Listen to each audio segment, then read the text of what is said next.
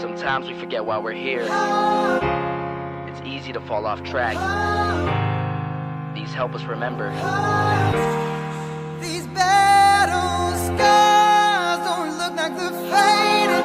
Don't look like they're ever gone away. They ain't never gonna change. These battles. Growing up, I had a dream, something no one else could see. Tell me what it means when your faith is falling beneath your knees and you can't breathe. Everything you see reminds you of what you're not or something you won't be.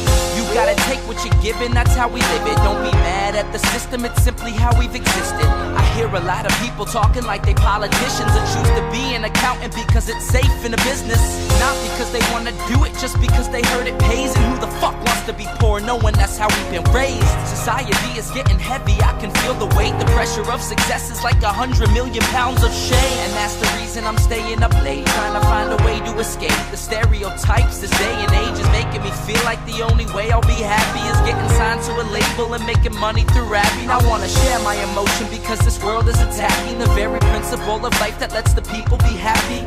If you don't have a reason to breathe, why even live? These battle scars are impressions of everything that it is. Don't look like they're faded. Don't look like they're ever gone away. They ain't never gonna change. These battle scars don't look like they're faded. Don't look like they're ever gone away. They ain't never gonna change. These battles. If I had a voice that reached 100 million people, I'd tell them there's a reason that we're all created equal. Cause some decide to be great and some decide a sequel to an average person's life is simply what they want to be. So you make your decision, all I know is what I'm given. Won't define the life I lead or the way I dwell in existence.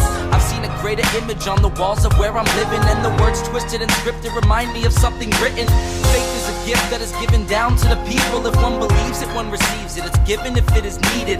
Don't ever think you're trapped in a life that you never wanted. Your options are infinite, that's some mathematical logic. I'm not saying I'm a prophet, I'm speaking for what it's worth. These lyrics define my prayers and these battle scars on my church. Not saying I'm a prophet, I'm speaking for what it's worth. These lyrics define my prayers, these battle scars on my church. Scars don't look like they're faded. Don't look like they're ever gone away. They ain't never gonna change. These battle scars don't look like they're faded. Don't look like they're ever gone away. They ain't never gonna change. These battles.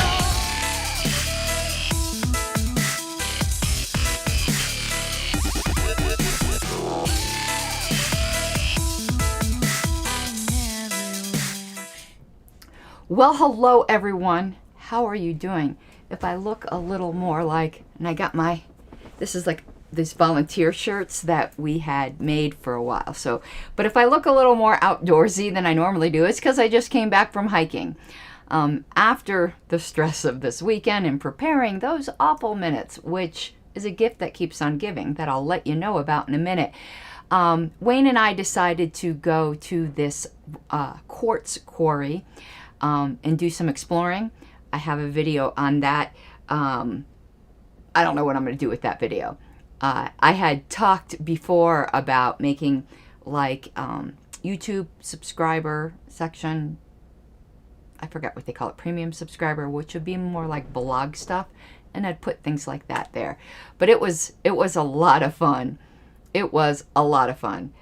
Though there's a lake there that I think has a drain at the bottom of it, and that just freaked me the hell out. I'll do a whole story time on my drain phobia, because it's bad.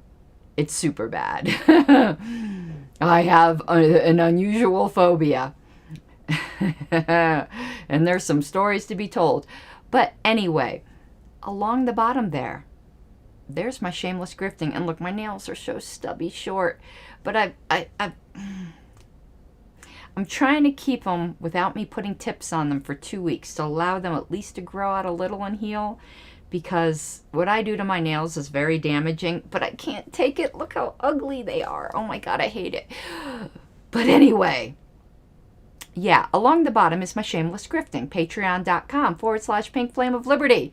I am only $5 a month away from my September goal.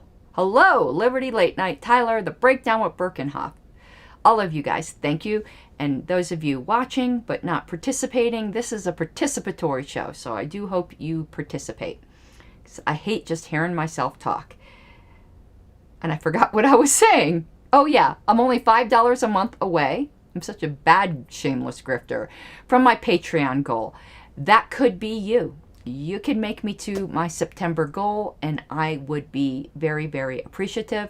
As always, super chats are gratefully received because this is my job right now.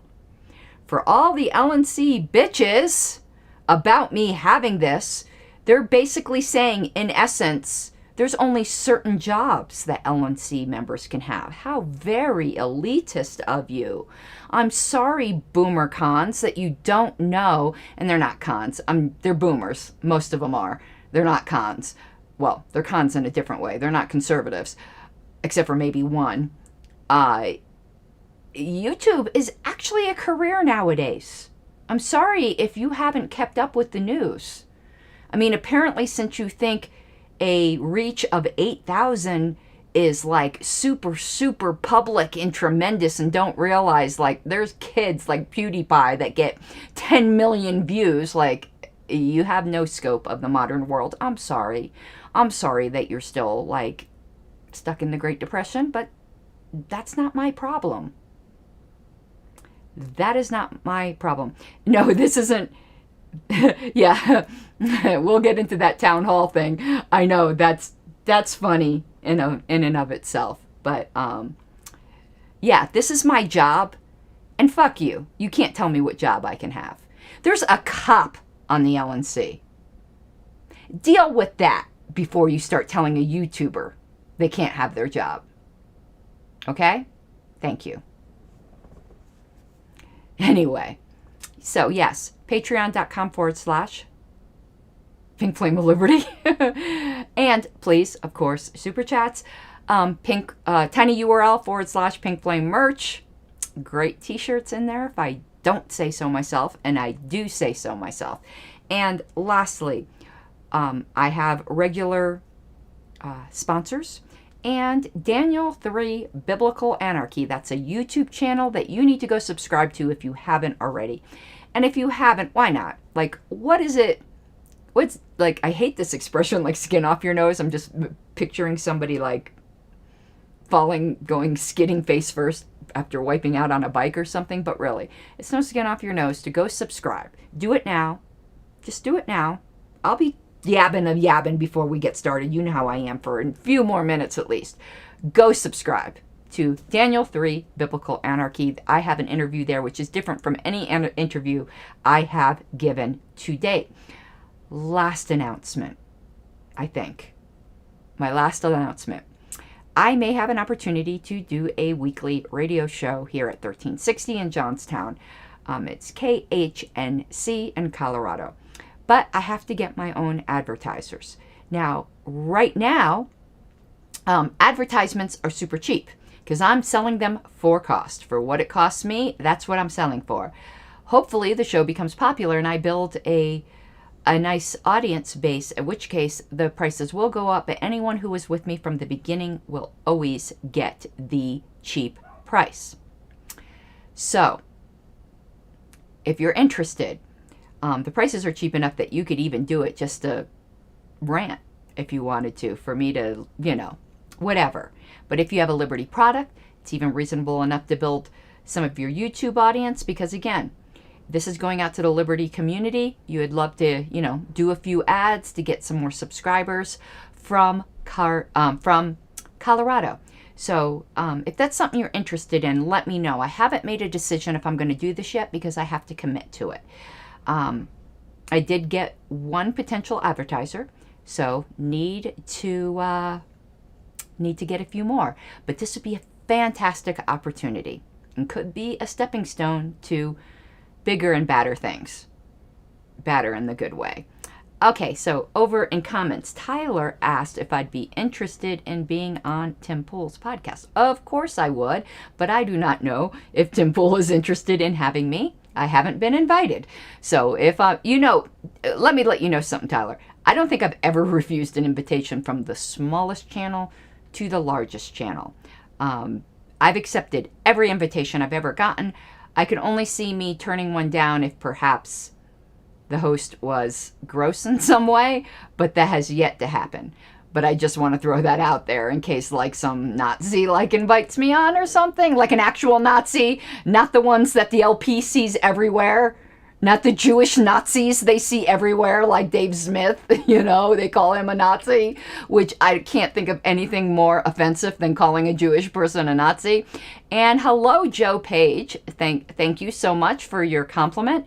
I always enjoy being on Part of the Problem, and I do hope that you enjoy this channel. I do blather on a bit, but so does Dave.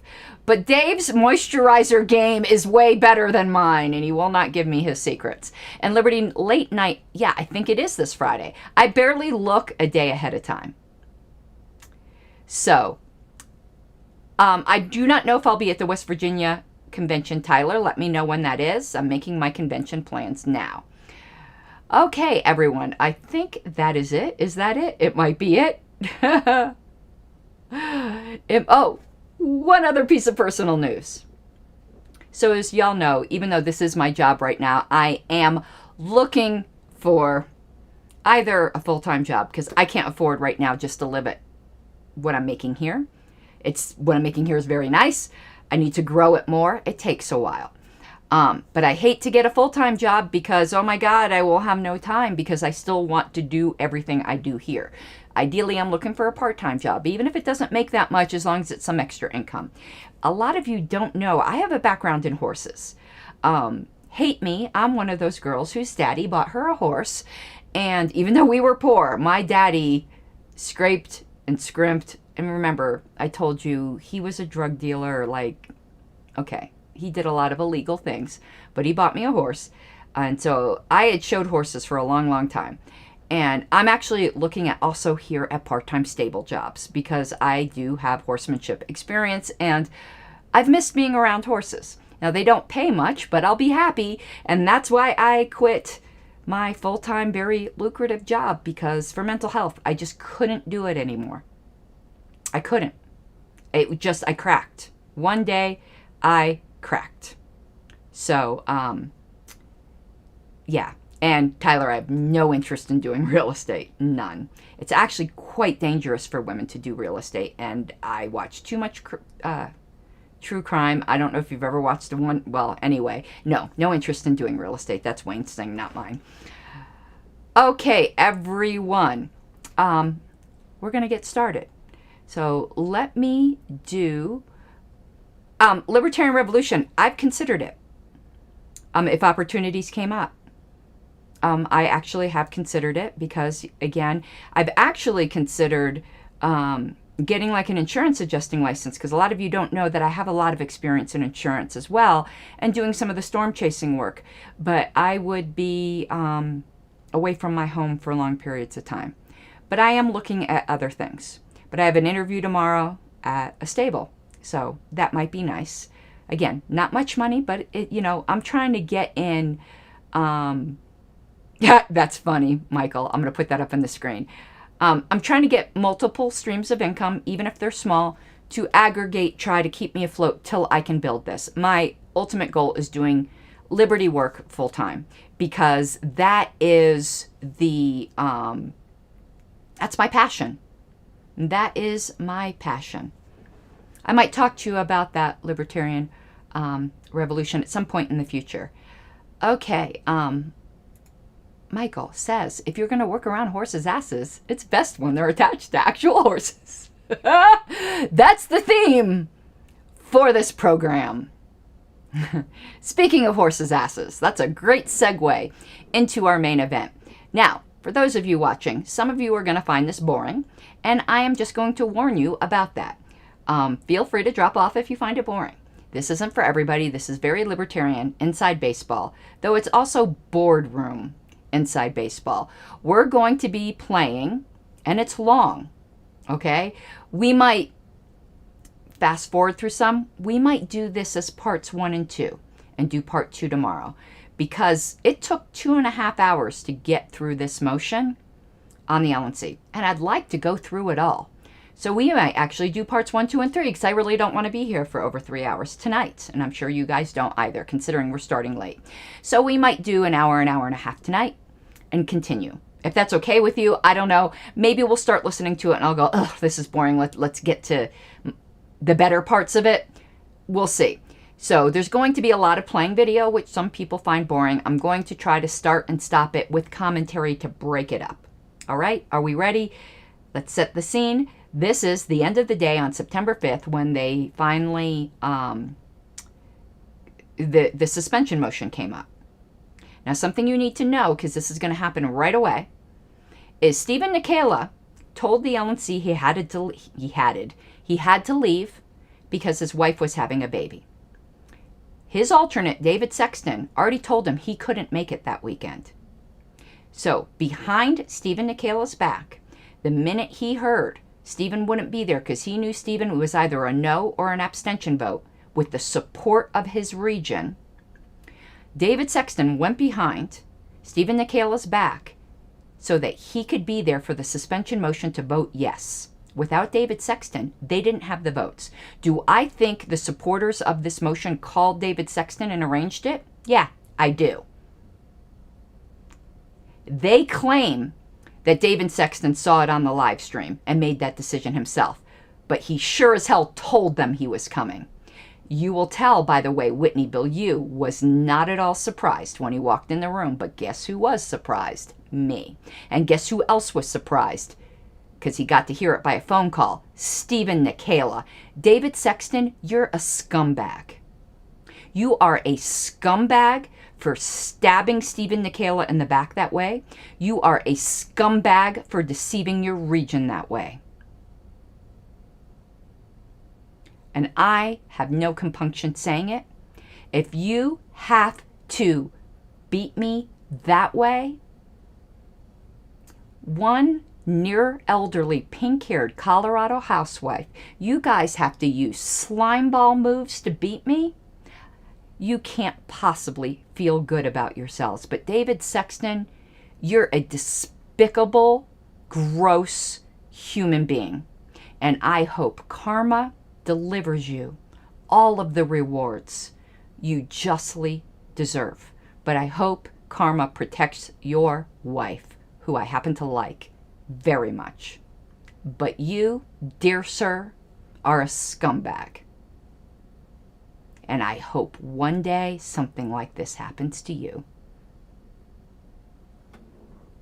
So first thing you're going to hear on this video is, oh, Region 2 alternate David Sexton show up. And you will see that Whitney wasn't at all surprised. Now, I'm very disappointed in Whitney Bilyeu. She has been so prejudiced against me, it's not even funny. And listen, chairs don't like everybody on their board. But when you show it, you're not a good chair. So, you'll see throughout this whole time how prejudiced Whitney was and how combative and downright nasty she got with me at times.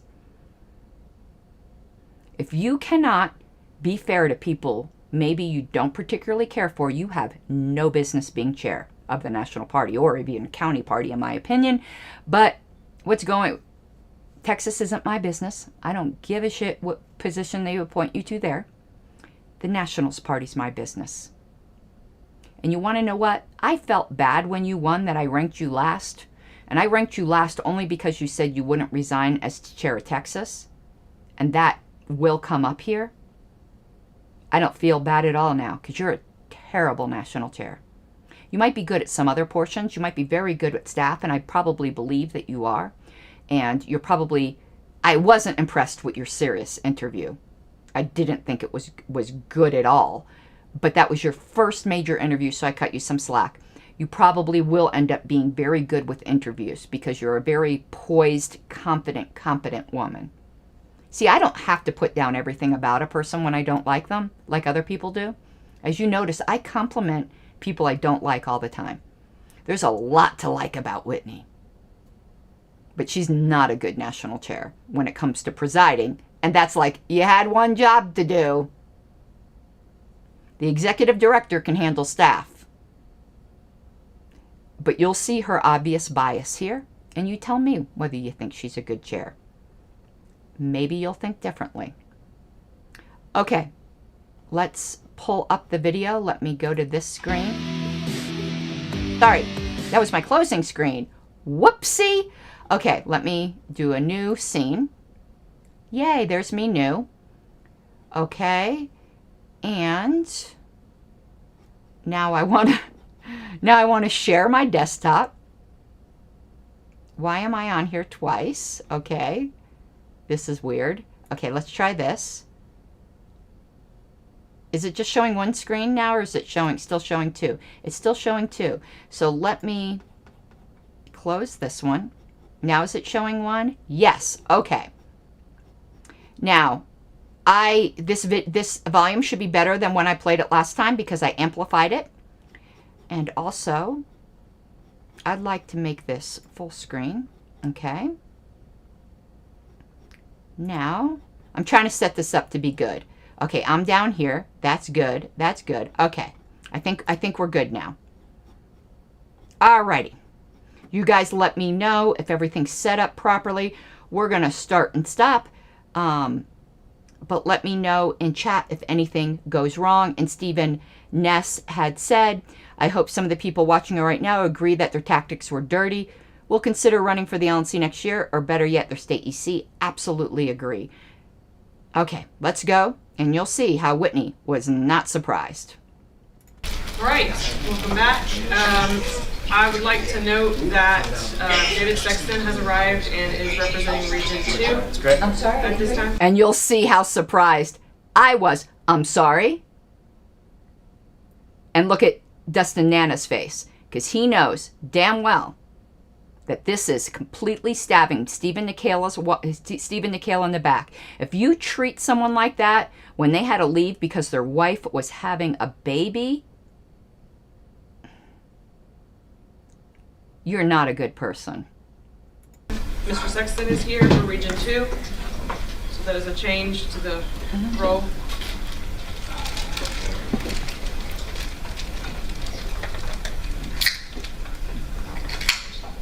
And you'll see I'm whispering to Dustin Nana saying, get Nikala on the phone. Did he know about this? Nikala will walk off. Nana will walk off, be texting Nikala. We're trying to get Nikala back. And what's even dirtier about this, you'll see when emotion is coming up. Now, I wasn't entirely right, and I got very flustered at this point, so I didn't handle everything entirely properly. I don't mean that I was a bad person. I mean, I could have tactically been better, but I was really flustered at this point because I knew I was fucked. All right, the orders of the day now have us. But I remained a professional. Motion to suspend the LNC secretary. Madam Chair, Yes, ma'am. I move to suspend Karen Ann Hartlos as Secretary of the Libertarian National Committee as provided for in the bylaws of the Libertarian Party, bylaws of the... Okay, you see me conferring with Nana frantically.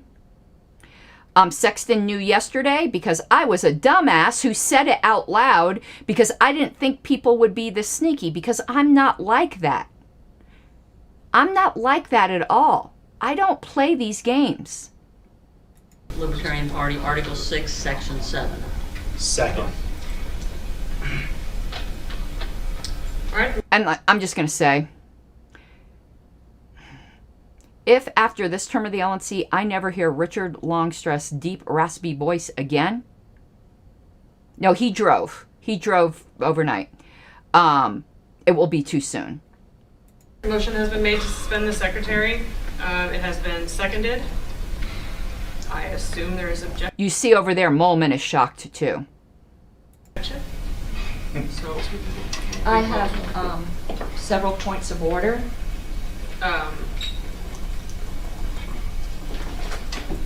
Ms. Epke, would you like to speak to your motion? I would like to speak to my motion, thank you.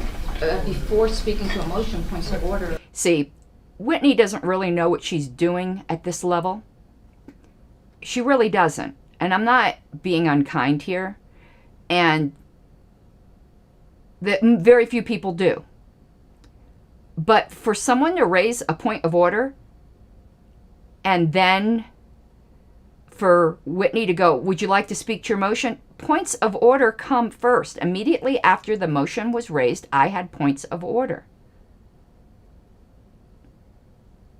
Now, Tyler, also, if Stephen had known David would have drove, he would have done whatever. We would have arranged the agenda differently. They knew.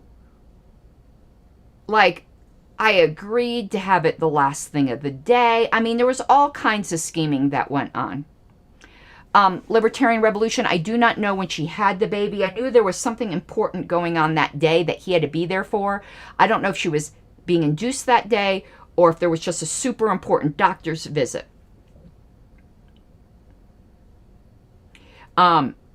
And it's not bad in isolation that an alternate filled a seat. And I actually, the biggest thing to me isn't that he voted against the regent's wishes, which is bad enough, but that he backstabbed Nikayla. You don't do that to your primary. You're just not a good person. Is it legal? Yeah. Yes, Libertarian Revolution. Sexton showed up only because he knew Nikayla was leaving and that he was going to vote differently than Nikayla. It's dirty as hell. It's legal, but it's dirty as hell. You're right. Sorry about that. You're right. Go ahead. One moment. Madam Chair, do I have the time running while... Okay, in one moment here also, I'm sorry I keep interrupting. We're going to split this over multiple days. Because I'm just wanting you to, because I've watched this once before now.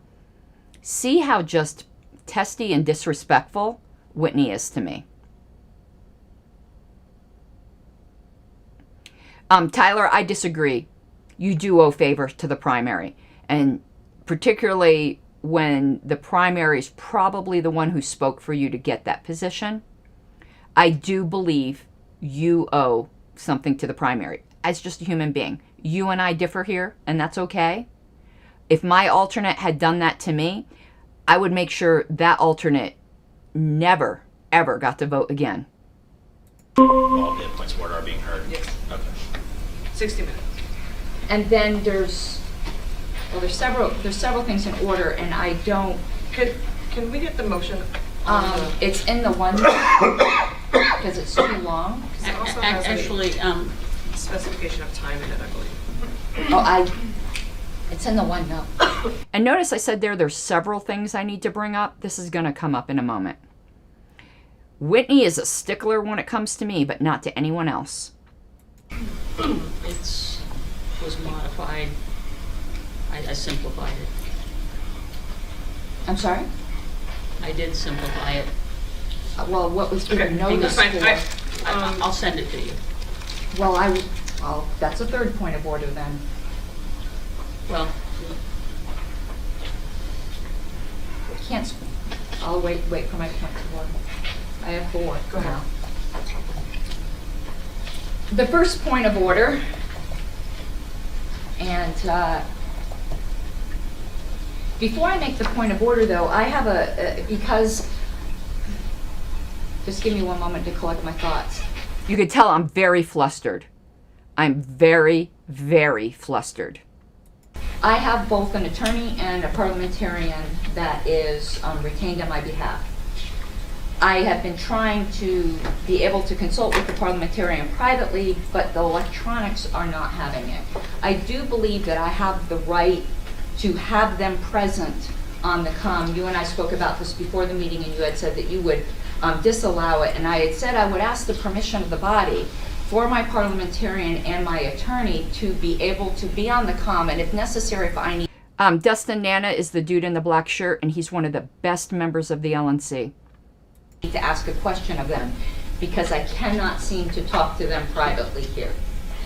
So I am, before I raise a point of order in which I need my parliamentarian, I am moving to request the board to allow my parliamentarian to be on the comm in case I have a question of the parliamentarian. Was the number provided to her For my attorney. for that? It is, and I do see Mr. Kielski on the Polycom. But I do not didn't see think I him had your on the- permission My only concern is that your parliamentarian cannot speak out on there. Well, I am He's requesting the body's permission for my parliamentarian to speak on there. I tried to make an alternate arrangement. We've already had members of this body object to having our parliamentarian. Notice how argumentative she's getting with me. Dustin walked by in the black shirt, so I think that's what Otto was referring to. Ken Mulman's like in a gray shirt. She had already told me she would disallow it, and I told her that I was going over her head and asking the body, as I'm entitled to too. And she's getting particularly argumentative with me, saying they've disallowed people talking in the past. That has nothing to do with my request. The railroad job starts right now. I have a professional parliamentarian to advise me and an attorney. And she's going to disallow me being able to speak with them. Just saying, this isn't an ideal situation, but come on. And the railroad job starts now. Well, I'm asking the body now. So, Mr. Phillips? Are you asking for them to be able to just speak to us? No, or if only to answer your questions? My questions only. So if you say, I need a minute to ask my parliamentarian or my lawyer a question, that's what you're asking for? Yes, sir. Okay. I'm fine. Is there any objection? There is objection. Do you have a cell phone? Just call them. For me to be sitting here while I'm trying to talk to you guys and be like this, I don't have that kind of attention. I can't do that with multi... Yeah, so they're claiming whenever I had a question, just walk off and call them. Tyler, my request was taken as a motion. Ms. Bilyeu took it as a motion. One thing I'm a stickler for is that we don't serve the rules serve us. And that even when things aren't technically properly worded, if everyone understands what the request is, that is the purpose of rules. And sorry if that sounded a little testy. This whole thing is very nerve-wracking and emotional for me. Notice that even though I do not like the people in this room, I still referred to Mr. Phillips as sir. Levels of input. And I refer to the chair as ma'am. I'm moving. That's a motion I make. I will second the motion so that people can debate it. I'd like to move straight to a vote. So you're calling the question? Yeah, unless there's objection. Now, can you believe that? I believe that was Valerie Sarwark. I make a motion. She's not even going to let me speak to it. She moves immediately to a vote. That's just disrespectful, scummy move. Okay. Mr. Brown? Yes, Madam Chair, I'm here. So the main motion has already been seconded and it's on the floor, and Ms. Harlow was attempting to raise points of order and now is attempting to make a motion. Am I correct that that is out of order? She's doing everything she can. Like, come on, lady. This is, again, the rules. We do not serve the rules. The rules serve us. So, on technicality, she's trying to get it so I don't have representation. When, in fact, if she was a bit more parliamentarily astute, she would realize that I am raising a privileged motion for a point of personal privilege. And it is perfectly in order. Trying to follow the points. Her motion is that the one you're referring to is that her parliament they be allowed to communicate directly during the meeting. That's the motion she's trying to make, yes. I think the motion is in order. It's up to the chair and the assembly to determine whether to permit it. Okay, thank you. So it's been seconded and there is objection to it. So do you feel that you've spoken enough to... You want to tell us about your objection, Mr. Lindsay? You want to communicate with your attorney or your parliamentarian, you do that privately, and they do not address this group. We don't allow random people to address this group. Wrong, Mr. Lucchini. We've allowed private people to address this group throughout this whole term. How many times have you heard the, God, he's such a terrible person. How many times have you heard this term? Without objection, we will hear from, I'm just going to pick a name out of the hat because he's always at these meetings and I love him, which is Omar Ricuro. How many times have you heard? Without objection, we'll hear from Mr. Ricuro. Lucchini, shut up. You're lying. And if you need to step away and, step away and take a call, you do that. Mr. Phillips, your hand was up, but you... No, I've already... Notice how I'm angry with him, but I'm professional. It doesn't show. Ms. Adams and then Mr. Longstreth. So two things. I would hope that if Ms. Harless did need to step away to discuss something with her parliamentarian, that we would all show her the grace needed to do that. Number one. Number two, I really think all of this is out of order. Ms. Harless initially raised points of order that we have yet to hear on. I would like to dispense with those points of order before we move on to anything else. So, Ms. Harless, you did get recognized for points of order, and then you proceeded to make a motion. Well, they're tied because I need my parliamentarian's counsel with my points of order. Can we stand at ease for 5 minutes while she calls her parliamentarian? Is that part of the hour? I'll second that if it's in order. It's not in order. I'm going to rule it out of order. We have... See, like she's just doing everything she can to keep me from having professional advice. a motion on the floor, and then now we have a second motion, which is not appropriate because we're in the middle. I will make my points of order. Okay, thank you. And I realized I just wasn't going to get anywhere. I mean, she's just being so hostile to me. First point of order. And I have the substantiation for this point of order in the OneNote. And it's under new business with previous notice. And I'm trying to find what I titled it. It's titled due process. Thank you, Mr. Lucchini, for walking away during my point of order. That's very respectful. Her request from a conversation we had before. Robert's Rules of Order 6212. And he's going to vote on it, too. In cases where the term of office is specified as ending at a certain occasion, a trial is required to remove an officer. This affords anyone accused the right to have the specific charges against them time to prepare a defense and the right to counsel. All right. The process we're engaging in here violates these rights and renders any decision null and void. That's my point of order. It is not well taken because we have a rule in place that you cited here yourself. Mm-hmm. Article 6.7 gives us the authority to remove an officer by 2/3 vote of this entire committee, thereby removing us from the umbrella related to removal of officers. Untrue. In Robert's Rules. And the first line of that 6216 is except as the bylaws may provide otherwise. Our bylaws do provide. So what is your next one? I repeal from the ruling of the chair. All right. So we have an appeal for the ruling of the chair. Okay. So there's been an appeal for the ruling of the chair. Okay. You notice now Aaron Adams is up passing stuff around. There were alternates there and members of the gallery who could have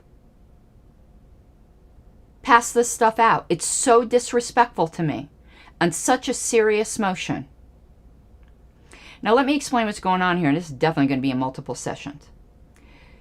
Our bylaws provide the authority for the LNC to remove an officer and the vote threshold. It does not give the process. The chair is absolutely wrong. Roberts gives the process. The bylaws, if they wanted to give a process, they could have. They do not. Here's the interesting thing. The LNC also could have passed a special rule of order for the process, and they chose not to. But you'll hear the arguments. My ruling was that her point of order is not taken, this proceeding does not fall under Robert's rules. We are exempt from it because our rules give us that out. No, they do not. We can remove an officer, suspend an officer by 2/3 of the vote of this entire committee. There is no further requirements for notice. There are no further requirements for hearings or investigations. That is what our bylaws allow us to do. So notice what the chair just said.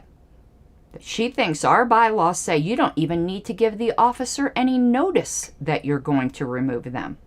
She said that without her fingers crossed behind her back. What kind of non-libertarian bullshit is this? And that's what we're doing today. So that is my ruling. She disagrees with it. I get to speak to it. Yes. Okay. Just citing the article on officers is incomplete, where our bylaws do specify otherwise. And let me lay out the argument for you as best as I can. Where it says the National Committee may for cause suspend any officer by a 2/3 vote of the entire committee. All this is gives A, the authority, and B, the vote threshold. It does not give the process. One thing it certainly does not do is prohibit a trial. That's a separate point in a moment, though. When the process is not specified, Roberts is very clear then you go to where the terms of office of the officers are specified. And this is where it says this in Roberts. Roberts 62:16. If the bylaws provide that officers shall serve 4 blank years or until their successors are elected, the officer in question can be removed by a motion, which is what is attempted to do here. However, you go to the separate next bullet point. However, if the bylaws provide that officers shall serve only a fixed term, such as for 2 years, we don't need that parenthetical, or if they provide the officer shall serve for whatever years and until their successors are elected, they can be removed from office only for cause, that is, neglect of duty in office or misconduct, and an investigating committee must be appointed, charges must be preferred, and I'm allowed to... You are, but a point of order is interrupting, and I'm asking if this appeal has been seconded. Mr. Nana had seconded, I believe. Sure, so that it can be discussed. I didn't hear that Mr. Nana seconded. No, and if the secretary didn't hear that either, then... I second it so that it can be discussed. There we go. Yeah. Continue. Thank you. An officer can be removed only for cause that is neglect of duty in office or misconduct in accordance with the procedures described, and so on and so forth. This requires that we look at the provision for terms of office in our bylaws. And when we do, we see it says the National Committee shall take office immediately upon the close of regular convention at which they are elected and, not or, serve until the final adjournment. As such, a trial, including all of the procedures outlined in R.O.N.R. Section 63, is required, which also includes 30 days notice. In 2008, when Angela Keaton was attempted to be removed, she was offered a trial. She refused it. Precedent here and our bylaws are clear on this. The second argument I would make in favor of my point of order goes back to where our bylaws clearly do not prohibit a trial. And libertarian principles certainly require it. We would not allow this anywhere else. And if we are going to be advocating for due process in our society and we cannot model it on our own national committee, that is a crying shame. What is the hurry? If I'm guilty now, I'll be just as guilty at a trial, and you all can have a clear conscience. Thank you. Since Ms. Harlow's mentioned a situation in 2008, I will note that we all... Okay, the chair is out of order at this point. The chair is allowed to speak first and last. The chair does not get to rebut like this. She's abusing her authority. Yeah, this is super rough to watch. Received a copy of an opinion that was written for us specifically by Henry Robert. You might recognize that name. And it was circulated on the LNC list previously. And I also referred to that. Just so you know, that opinion she's referring to refers to removal of a member at large. Roberts has different requirements for the removal of an officer. The rules give us the authority to remove or suspend an officer by 2/3 of the vote of this entire committee. It is removing us from the umbrella of Robert's rules that the Secretary is citing. Anyone else? All right, no further discussion on this. We'll move to a vote on the matter of appealing the ruling of the chair. A yes vote upholds my ruling. Okay, now notice she did end up speaking last, but she did not know she would be last. Daniel Roberts calls it a trial. And it actually is a trial. You get to have an attorney. You get to have, I get to cross-examine witnesses. It's totally different. It's a trial. And it's an adversarial relationship. Because let me tell you something here. Everyone in this meeting now is breaking decorum when they start arguing because they're saying a bunch of bad things about me. That is breaking decorum. That's one reason why you can't do it by motion, why it has to be a trial, which is not under the same decorum requirements because it's specifically an adversarial hearing sort of thing. A trial is a hearing. Not all hearings are trials. A no vote overturns it. All in favor of upholding the ruling of the chair? This needs to be a roll call vote, Madam Chair. Yes, that's fine. You're right. Yeah, I'm going to the template. Give me one moment.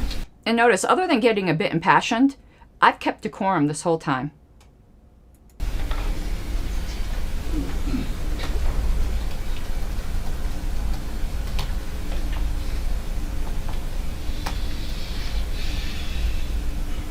Okay, now you can please explain, if you want to restate the... Yes, a yes vote upholds my ruling. A no vote overturns the ruling. My ruling is that we have a procedure in Okay, place if you based guys on don't our mind, rules, I'm gonna and that's go what past this removes roll us call from here. under the umbrella of Robert's Rules of Order. I'm gonna go double Ms. speed. Adams? Yes. Mr. Bowen? He's what? Mr. Ford? I'll look. Just to get past it. Mr. Bier? Yes. I believe you're voting. I am? You put abstain on that. Okay, let me start. Yep, you're correct. Yes. Okay, Ms. Epke? Yes. Mr. Hagan? Yes. I will vote no. Ms. Hogarth? Yes. Mr. Longstreth? Yes. Mr. Lucchini? Yes. Mr. Mullen? I'm a no. Why do I have a no? Mr. Nana? No. Mr. Sexton? Yes. Mr. Phillips? No. Ms. Hogarth? Yes. Madam Chair, it's 9-4? No. I'm not gonna vote for this. Yeah. Okay, I have a second point of order, but I also have a point of privilege. Now, I'm going to give Mr. Phillips credit here. There's no jurors and alternates. It's under Roberts, and the party pays for their representatives, and I would pay for my own. I'll give Mr. Phillips credit here. Mr. Phillips voted not to sustain the ruling of the chair. Now, this, however, makes his later vote corrupt. If you believe that I was owed due process, as you voted here, and then you still vote to suspend, you've got a serious ethical problem. Which I've not yet made my second point of order. Earlier today, I had indicated that Mr. Nikela... Hold on 1 second. I'm sorry. That passes, yes? Or the motion? It's sustained. My ruling is sustained? Yes, ma'am. Okay. I'm sorry. I didn't Notice I still called her ma'am. mean to interrupt you. When Mr. Nikela left, it was indicated that I would make a motion to suspend the rules to allow Mr. Nikela, Mr. Smith, and Mr. Radsep to participate in these proceedings by electronic form. And I am making that motion to suspend the rules. I'm going to get angry here in a moment, you'll see. And no, Daniel, no jurors, it's like a bench trial. Argument in favor of that, can I, or? So is this one of your points of?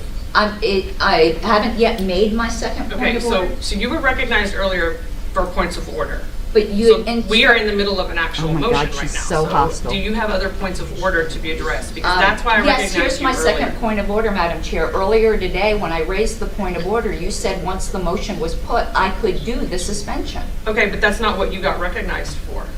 You got recognized, we are in a motion to suspend the LNC secretary. You were recognized for points of order, and you said you had multiple. We've dealt with one. What is your... At the beginning of this, I said I had multiple things. I wasn't as precise as I could have been because the, Daniel, can we talk about the, it's all in Roberts. I don't have Roberts in front of me to give the specifics. So I don't want to talk out my ass. So I think I'll do a show on Roberts requirements for a trial. I think that would be fascinating. So we'll get to that. I believe the entire LNC would serve as the judge at a bench trial. But I don't want to talk out my ass. That's my best guess. We never got to that point. Our next point of order. I'm raising a point. Because there may be other people who want to speak on the motion itself. Yeah, and they're going to have plenty of time, Whitney.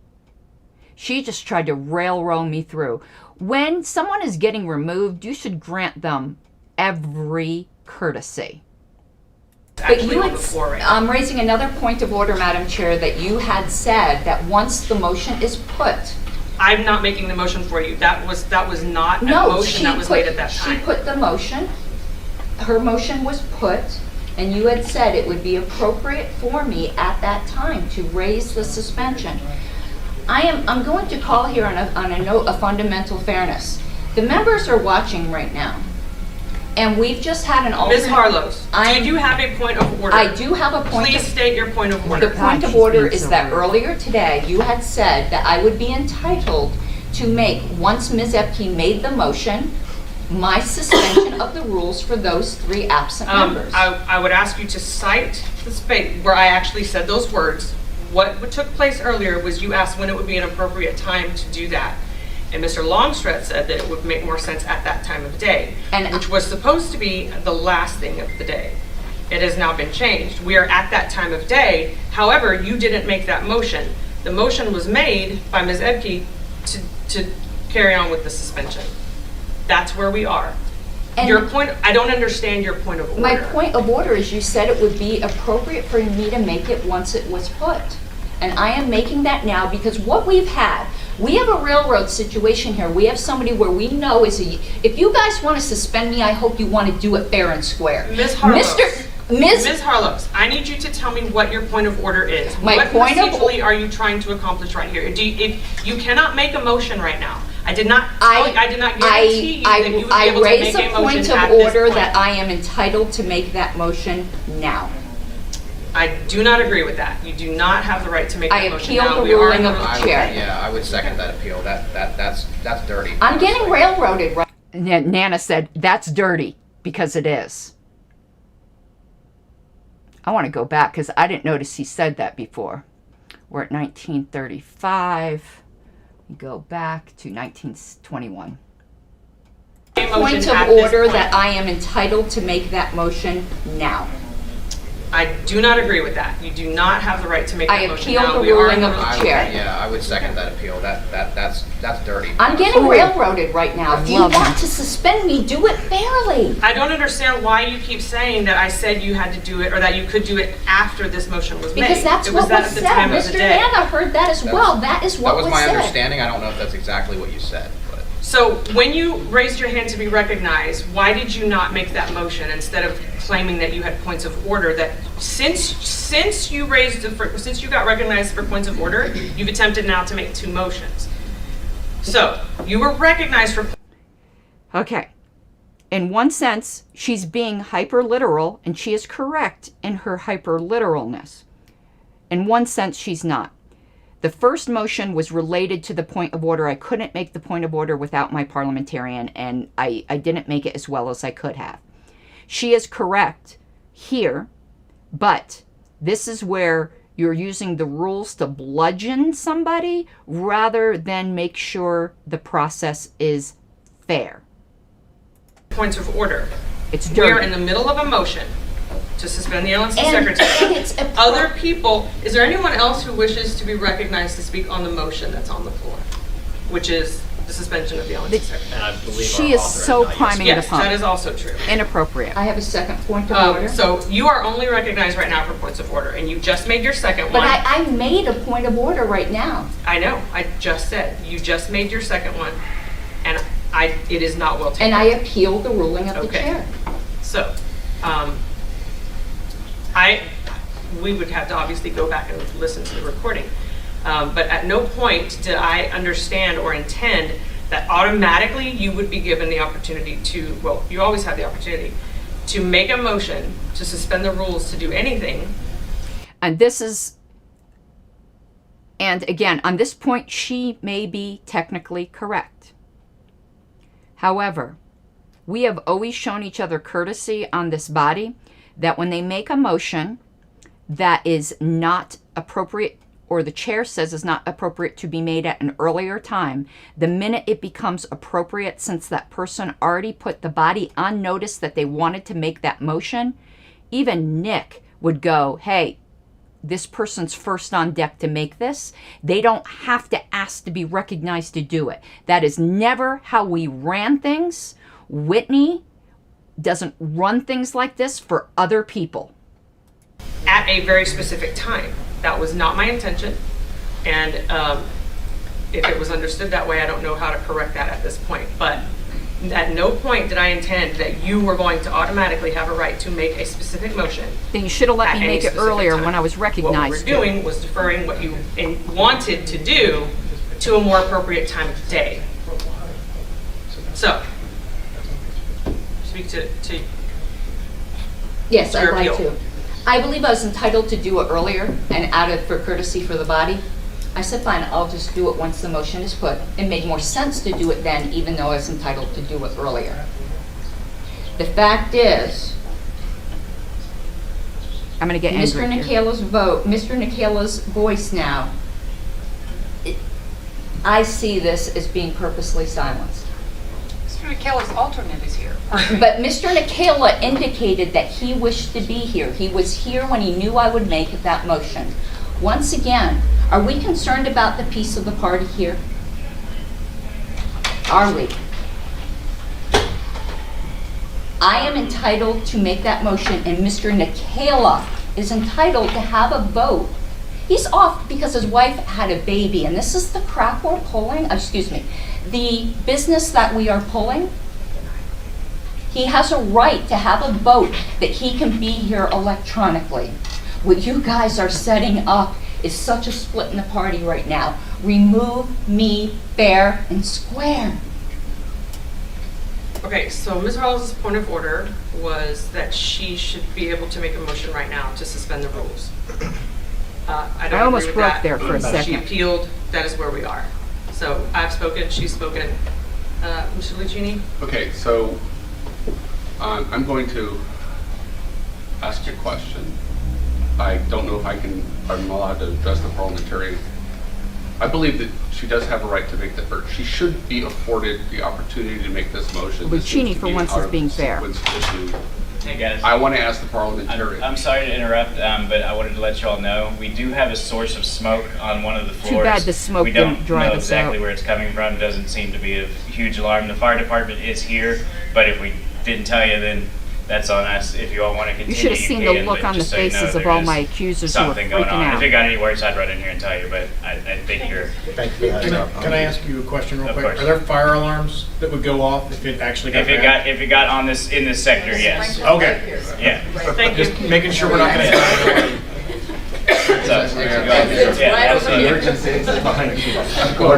Wow.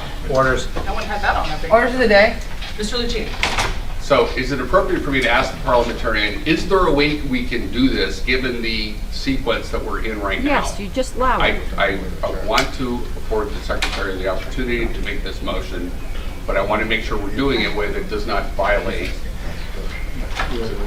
Can I ask the parliamentarian that question? Yes, okay. Mr. Brown, are you there?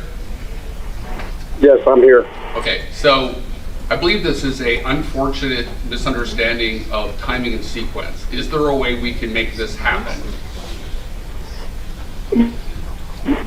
see it the same way you do. Perhaps Ms. Harlow should have actually made a motion to suspend the rules first. I think her point of order perhaps amounts to that.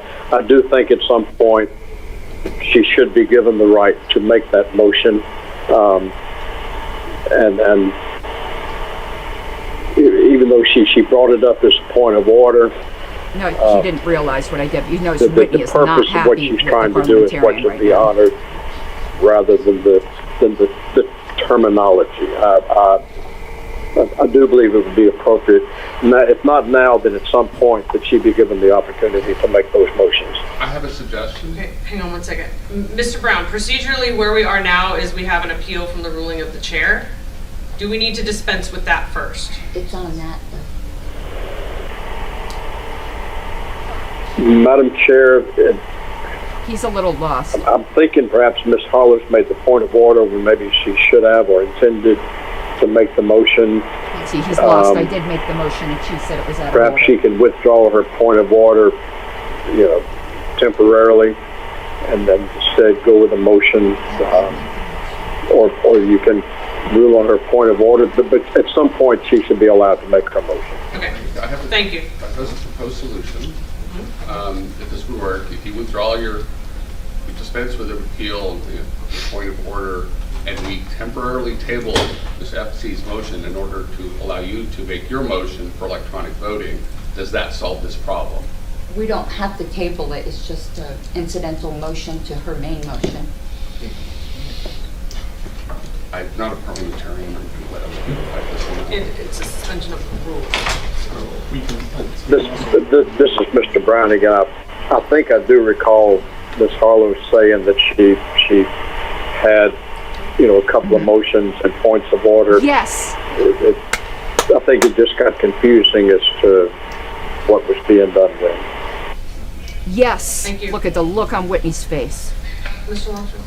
Yes, I support the ruling of the chair. Of course you and do, the Longstrap. reason being is that in a typical sort of debate scenario, a motion is introduced and the author speaks on it. If there's a motion, somebody can jump in there very quickly.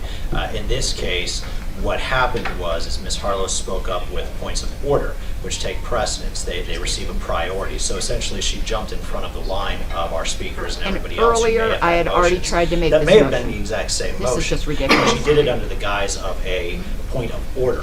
I believe that our chair is correct in ruling that a motion at this time is out of order because No, it is not. it's in the wrong place. I have no problem with hearing the motion. I want to hear the motion. If but you wanted to hear it, don't you could have get heard to it skip earlier, line. Richard, have to you be recognized objected. by the chair. And to pretend that you're going to motion under the guise of a point of order, that's just Decorum, that's false. Mr. We have rules, Longstrap. we have order for a reason. We need to try You're saying to I'm follow those pretending. rules. And for that reason, I support the ruling of the chair. Okay. Yes, Mr. Phillips? Technically, I believe that the chair is correct. I believe that technically she's correct. I also believe that some grace should be allowed here. Yes, Mr. Phillips.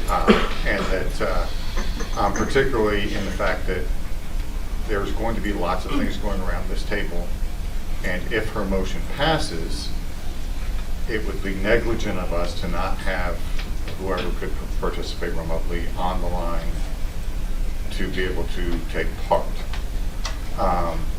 So while I believe that the ruling of the chair is correct, and I probably will vote Okay. in favor of it, I would ask that we... If it's okay with you guys, I think we got a flavor of this part. This is all the procedural things. They deny all of my points of order. Phillips does vote in favor of me in some of these, and I will give him credit for that. But the fact that he does that and then still votes for the suspension is just unconscionable, because he sees how I'm getting railroaded here. But I would like to move forward to where they are condemning me so that we can talk about that. So, where are we? We're at 28:34. I think we just go forward a few minutes. Of my ruling? moment. An aye vote or yes vote upholds my ruling. Okay, let's continue. That was another point of order, because I had several. Privilege. We ask that folks on either side of the room speak up. It's hard to hear, particularly Mr. Phillips has great things to say, but he says them softly with great power.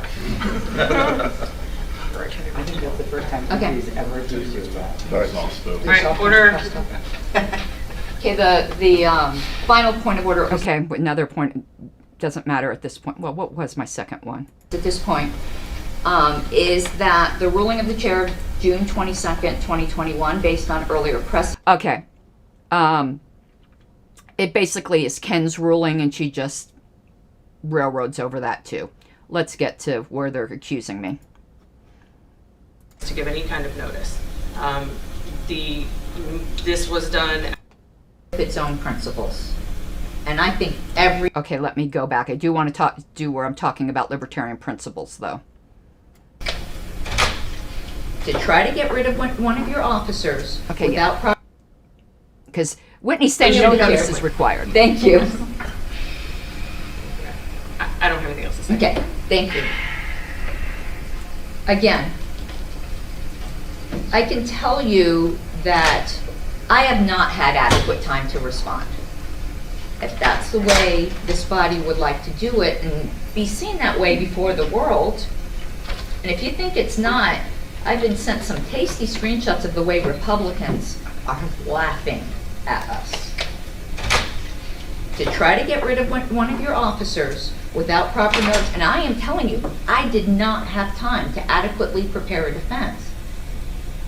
If that's the way you'd like to do it, because let me give you an example. When Mr. Molman, he even said, even if you think the bylaw says he should have ascended to the chairmanship, he doesn't want it, and he begged you guys to overturn it, and some people who actually thought that's what our bylaw said honored it. Sometimes it's up to the body to interpret its own rules in accordance with its own principles. And I think everything we are doing today is against our principles.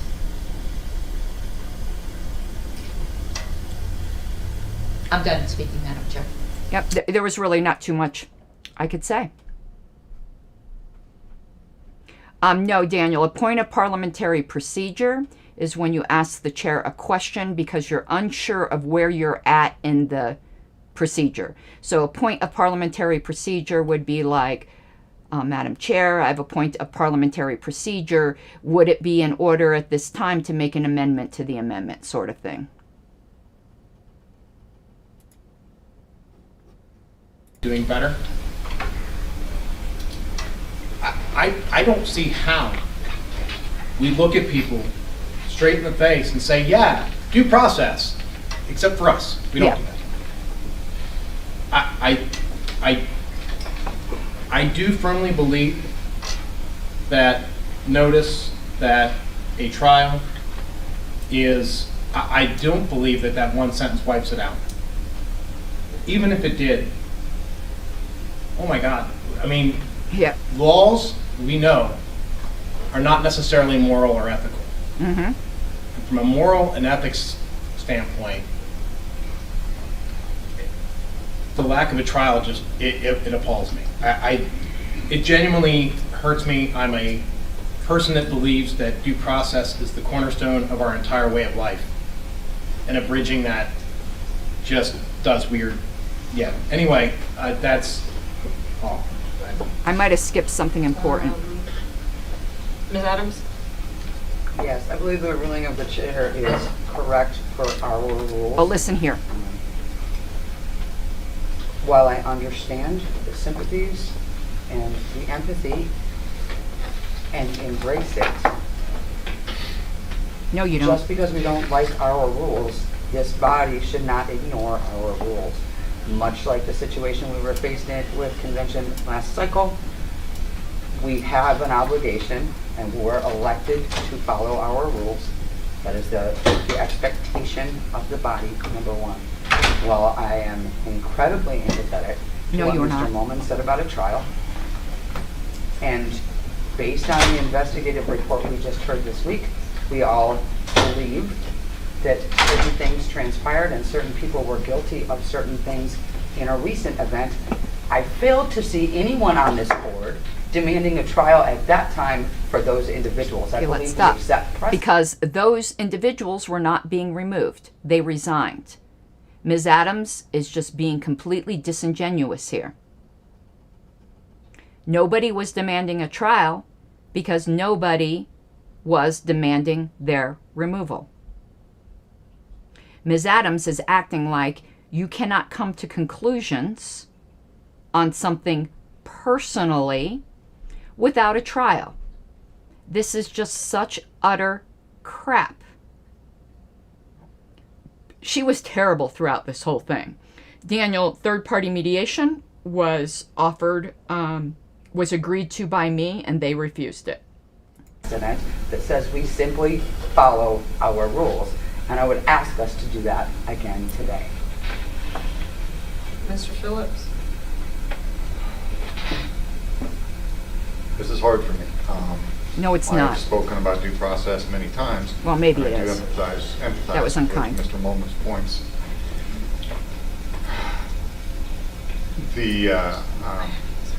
I have a couple thoughts on it, starting with the fact that everybody knew this was coming, including Mrs. Harless, from the minute the first one came. Wrong. And so she has had ample notice. That is bullshit. No. Richard told me, everyone drop this. Ms. Epke proposed mediation, which I agreed to. I had absolutely no reason to believe that this was coming until 2 days, and I heard it from Daniel Hayes, that the motion was made. Do not tell me what I knew, Mr. Phillips. Plus, let's pretend I knew the motion was coming. I didn't know the particulars. How can I prepare a defense without seeing the evidence? Secondly, is that I have served on many volunteer boards. And they don't have trials either. Your volunteer boards might not have been removing officers. Their terms of office may not have required that. I don't care what kind of sham boards you've served on before. This is the national governing board of the third largest political party in the country. They just don't. We are not a government. We do not have a setup for a trial by jury, It's not a jury. much as I might wish we had. And that is actually what the Judicial Committee is for. No, it is And not. I was unaware of Mr. Mulman's point about when you go to the Judicial Committee, you're guilty till proven innocent. Okay, then why would you say that's what the Judicial Committee is for, Mr. Phillips? Are trials, are the accused generally guilty until proven innocent? And I would love to see somebody suggest a bylaws change to change that. But at this point, I mean, we're at where we're at, and, you know, even if I don't agree with it morally, the chair's correct. Mr. Phillips just said, even if he believes what we are doing is immoral, the rules are more important. Okay? Just get that. Plus, he's wrong about the rules. The rules do not prohibit a trial. Even if he believed the rules don't require them, doesn't mean you can't give one. Mr. Wilford? Yes. So I actually want to agree with the chair and address this on two different fronts, because I feel like there are two different debates happening simultaneously here, and I think they do need to be separated. No, he cries when he votes. Quickly and easily, on the technical side of what our rules say and what the chair is ruling, I don't think it's very unclear. Our rules specify what we can and can't do, and the chair is absolutely correct in this. Now, I think the other debate we're having is a weird, larger thing around what our criminal justice reform should be, mixed in with the removal of someone from a voluntary board for which it doesn't affect their livelihood. Okay. This is so disgusting. So Wilford claims because this doesn't affect my livelihood, I'm not entitled to due process. You are allowed to embarrass me in front of the entire nation. And yes, it does affect my livelihood, Mr. Wilford, because anyone Googling me gets to see this. Do I get to... You... I'm very angry right now. What an asshole. It does affect my livelihood. But you want to know how much time and money I've put into this party? More than I've put into any job. It affects that. The fact that it's a volunteer position makes it even worse. And you are overturning the will of the delegates for me doing exactly what I promised I would do. Is something just an injustice if it affects your livelihood? What if someone's independently wealthy and can afford to go to jail? Is that okay? What a stupid thing to say. It's something that's probably very important to them and that they want to do, but it's not taking their livelihood away. And I honestly think it's kind of disrespectful to the people. You know, you don't need to concern troll the people who are in jail, Mr. Wilford. How dare you? Who are in prison right now or maybe sitting on death row because of our criminal justice system That's like saying, you know, what do you guys... Well, how about why are you worried about suspending the secretary when there are children starving in Africa? That would be...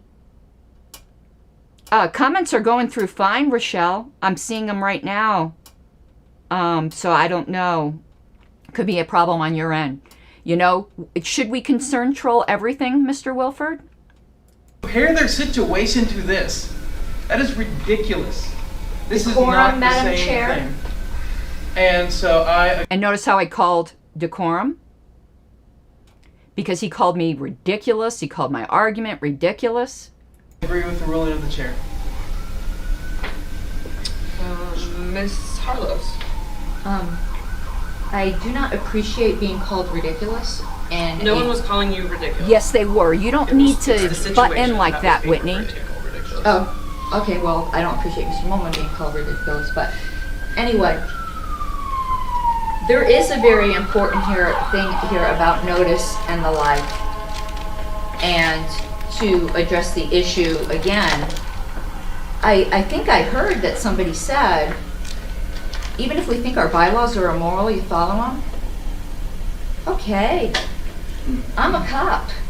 I don't think drug laws are moral, but God, it's the law.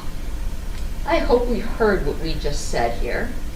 And the fact is, there is no trial at the Judicial Committee. The burden of proof is shifted.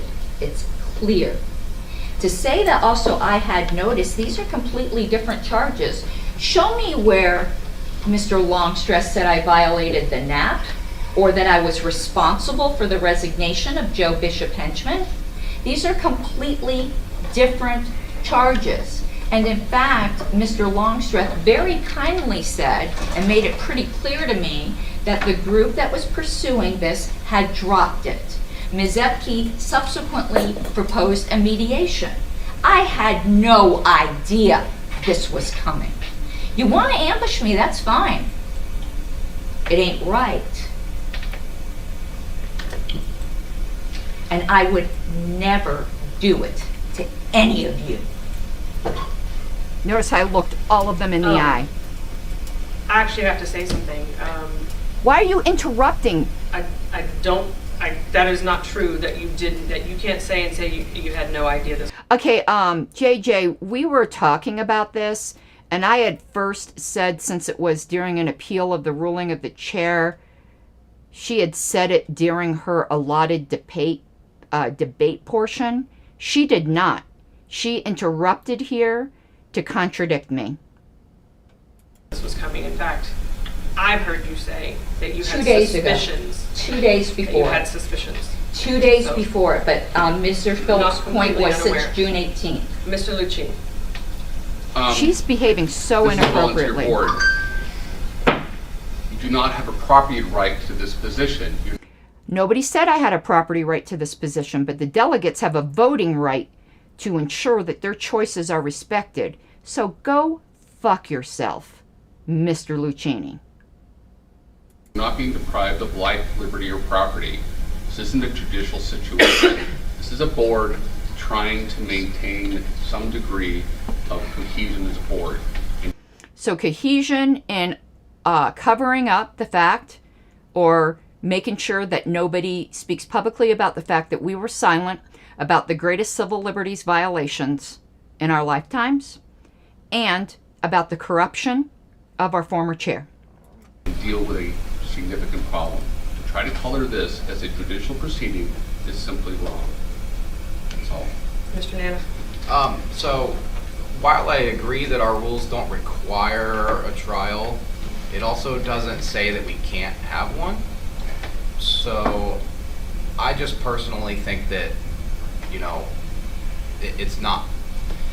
I mean, we can sit here and argue all day whether or not we knew it was coming, but that was all rumors. No, nothing was, you know, there weren't specific charges laid out whether or not it was known to be coming or not. I just think it's very unfair to, I mean, if we're going to remove somebody, let's just do due process and then figure out whether or not we want to actually remove them, rather than do it as a motion at a meeting. And I don't know, it's not cool, for lack of a better way to describe it, in my opinion. Nana is the goat. If you get fired from your job. Point of order. I apologize, Ms. Sarek, but just really quick, this is interruptible. I believe we're straying off the topic of the appeal of the ruling of the chair. And I think that all of this conversation is relevant, but we have not even heard the particulars of the motion yet. Yeah, and you never will. I'd like to get rid of this. We have 15 minutes left on this agenda item, and we've gotten nowhere with it. So maybe I'm out of line, but that's my point of order. No, point well taken. What we should be debating right now is the ruling that I made and the appeal that was made on it. So, Ms. Starwark, is your comment specific to that?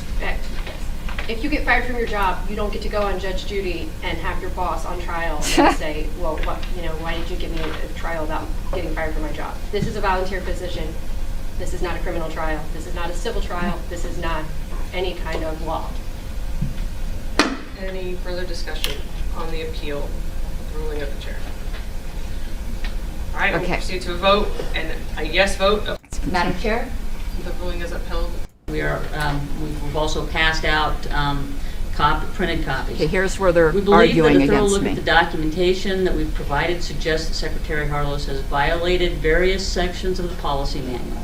For those following along, we're interested in looking later. The policy manual can be accessed online at lp.org/libertarian-national-committee/. We believe that the following sections have been violated. Sections 5.01, Section 1 of the social media policy on page 68 of the policy manual. Section 2.01, subsection 2 on conflict of interest, page 23 in the policy manual. I'm going to speed this up a little and bit. Section 2.01, subsection 5, the harassment and offensive behavior prohibition page on page 25 of the policy manual. Secretary Harlos, as an officer of the party, has a duty to act in the best interest of the party. While and I have, unlike the rest of you. Many of the offending acts found in the documentation represent items posted on her personal social media outlets. Ms. Harlos notes in these locations that she is the National Secretary of the Libertarian Party, and so a clean separation of personal and public really can't be made, even if one was to argue that a national officer can ever be just another Libertarian. Likewise, as was suggested by Secretary Harlos yesterday in the discussion about the New Hampshire Special Investigative Report, she would have had us use posts by the spouse of our former chair as a means of incrimination. So again, separation of private and public is not clear. Ms. Harlo's social media account seems to have the potential to reach up to about 13,000 viewers, and her videos expand beyond that. 13,000 is nothing, Epke. I am sorry you're such a boomer. If you think that's a wide reach, that is nothing. And never mind, let's just continue. Everything she says that she says is private is essentially public. She has suggested that I accumulated all of this data, but I don't think that I've accumulated any of it personally, since she blocked me from both her Facebook friends list and her Twitter follower list. So you made a motion that you didn't even know. I know you didn't accumulate the data, actually, Ms. Epke. I told you that. I told you that I knew who accumulated it, and it was Matthew Buffman. Sometime in the last few months. I have received screenshots of some of the more egregious statements from others who are still on our friends list, though. I'm not going to go through the many pages of documentation we're providing you.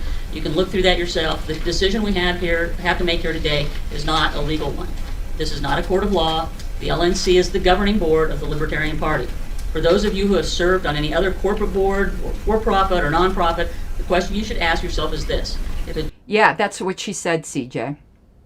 duly elected officer of that board were routinely going on social media, ascribing negative intentions, even to the point of bullying by stirring up public sentiment to his or her colleagues on the board, and generally besmirching the board as a whole, how long would that person remain an officer?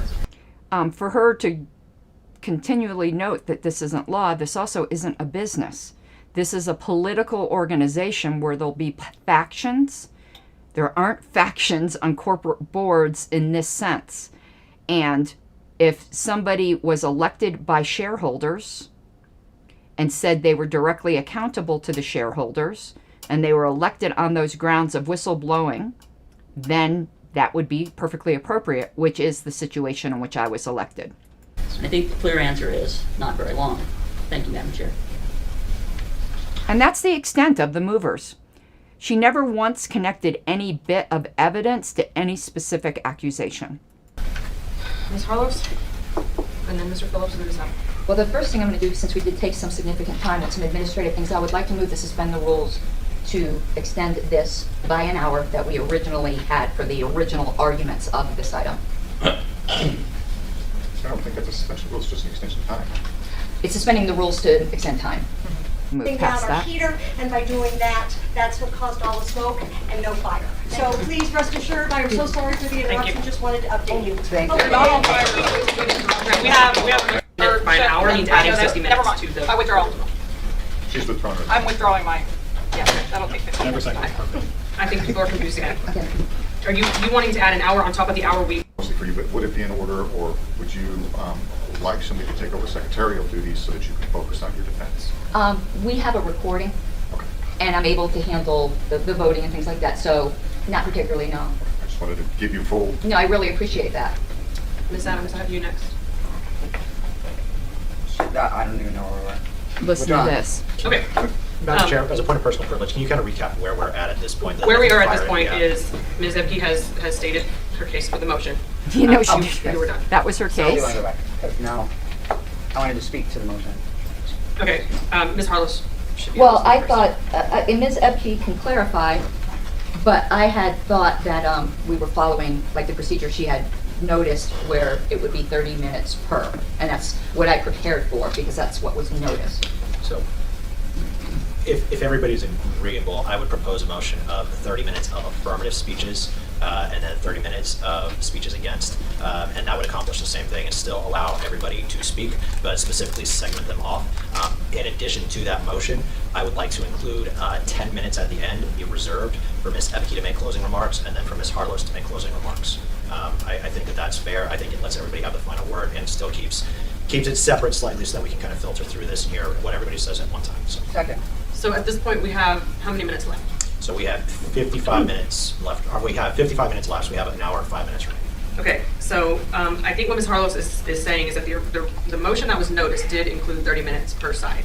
I think in keeping with what you're suggesting now, if we just defer to that procedure, then there would still be time for the yes side, for the affirmative side, and then she's expecting 30 minutes for her side. The only thing that I would add would be the 10-minute kind of recap at the end, and I for which we may have to extend time. For which we may at this point. Point of information.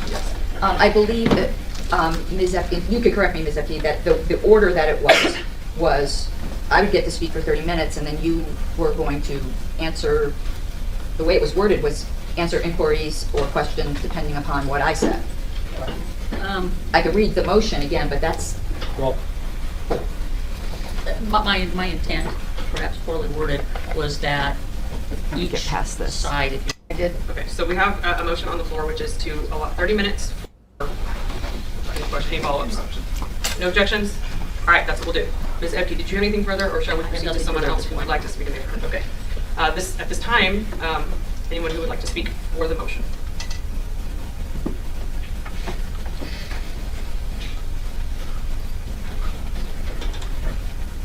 Mr. Longstreet. Yes, so I have known Ms. Harlos a very long time. We started on the board together. It has been an immense pleasure working with her. Oh, shut the fuck up. Over the years, and I hope that we can continue to work together in some form or fashion. No, I hope we never work together again, Mr. Longstreth, after this term. That said, as a national board, we have a responsibility to our delegates, and we have a responsibility to the Libertarian Party to keep it moving forward. Ms. Harlos has taken conflicts on this board and monetized them. She has. No, I haven't. I have talked about them in my job as a political commentator. I'm sorry that you're jealous of that, Mr. Longstreth. Personally attacked people. No, I have personally criticized people in my opinion, and I'm allowed to do that, and I ran on a platform of doing that. She has encouraged people who follow her to also attack those people. Wrong. Liar. No evidence for this. If you look in the folder of evidence, you will find none of that. What you will find, and this is what Mr. Longstreth is referring to, he's claiming that I do not have the right to ask members to write the LNC. I have every right to do that. He doesn't like hearing from the members, that's his problem. But I am allowed to ask members to write the LNC. That's what he's referring to here. And it is a level of harassment that should not be tolerated from anybody on this board to another board member. She hasn't just done this to board members, though. When I asked her to stop several times against me, I was met with, "You're a politician." And you are a politician, Richard. Go look at your public figure page and see what category you chose for it. Politician. Go look at mine. I chose public figure. Deal with it, more or less. And so I did. But in recent weeks, we've now seen at least 2 members come forward where Ms. Harlos has begun looking at them. Okay, here's where things get really gross. There isn't 2 members that came forward with complaints. There's evidence of 1 member, and it's a Colorado-specific thing that had to do with somebody threatening me in Colorado to the point I had to file a police report. It is completely inappropriate for the National Party to interfere in a state matter. Richard Longstreth is being highly inappropriate here. Highly inappropriate. This is a Colorado-specific matter that has absolutely nothing to do with the National Party. We are in a situation right now where our secretary does not know the boundaries of professionalism. I know the boundaries of our principles and that you guys were derelict in your duty for 18 months and were very blasé about the corruption that was happening in New Hampshire. It is very important that we as a board, in order to help keep this party moving forward, in order to help keep us professional, in order to help make sure that our brand continues to grow and expand so that we aren't just the 3rd largest national party, but the 2nd and eventually the party that sets this nation free. In order for us by being silent on COVID for 18 months. To do that, we need to have some professional lines of decorum. We need to have some professional areas of respect for each other. Now, I understand. We all get heated in moments. We all say things in certain situations that maybe we shouldn't say. The difference between, I'll say myself and Ms. Harlos, is that when I get upset, I generally say one thing, I back off, I apologize, I circle back if I don't apologize, and I try to move on and put our best foot forward. Ms. Harlos does not do that. Ms. Harlos attacks and digs in and is like... That is also a lie. When I'm wrong, I apologize. When I'm not wrong, I do not. And funny, the last confrontation I had with Richard, JBH was in on the conversation and he refused to apologize. A rabid dog when it comes to attacking someone. You cannot say anything to her and she will continue to drag your name through dirt. And she hasn't just done it to board members, she's done it to membership as well. Wrong. It is something that I can no longer stand for in this party. So yeah. I'm sorry you don't, no, I'm not sorry, I'm meaning that sarcastically, that you don't like that I've criticized you. And go check out my last video. Turns out he's been stabbing me in the back for over a year. And he lied to Justin O'Donnell. He was trying to run against me as secretary and then lied about it. And that's fine, you can run against me, but don't lie about it. Yes, I will be supporting the motion to suspend her. And yes, I know not all delegates are going to be happy with me for that. And that's okay, because I was elected by the delegates too. And there's a significant portion of... You weren't elected... Okay. Yes, you were elected by the delegates too. Did you run on a platform of removing an officer? If not, do not make it comparable to me saying I was elected by the delegates, because I ran on a whistleblower platform. This part. Oh, and you said you were voting yes before you ever even got to hear my defense. Tisk, tisk. That is tired of the behavior of Ms. Harless, and I represent that portion of the party, and that is where my vote lies.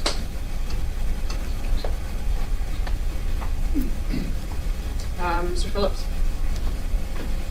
This has been a hard one for me. Ms. Harless has been a dear friend. As you can see, he's starting to choke up here. Yeah, you were a dear friend, Mr. Phillips, until you stabbed me in the back. And this has been very difficult for me. But Richard covered a lot of it. There's a few other things that I would add. A lot of times we define the NAB pledge as refusal to engage in force or fraud for political or personal gain. Unfortunately, and I don't think it was intentional, but many of Mrs. Harlow's accusations against fellow members of this board with zero proof. Wrong. They were called opinions that were well grounded. Just like you've had, Mr. Phillips, I've seen you go off on members. I don't really go off on members, but you have. Notice he is capitulating now to the redefinition of the NAP. Even if some of them were borne out later. Oh, so I said things that I had good reason to believe, and I was proven right later. I was wrong for saying them. My God, he actually said that. Amount to fraud. How is it fraud if I had my proof? I had proof. What he's referring to is New Hampshire. I had proof. It's not fraud because you weren't convinced by my proof. I was, and I was proven right. They do. No, they don't. I don't care about her language. Obviously, it's me. I don't care, honestly. Okay, yeah, I'll back that up.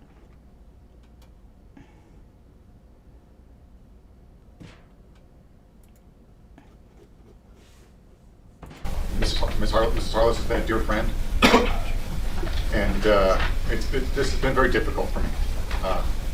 But Richard covered a lot of it. There's a few other things that I would add.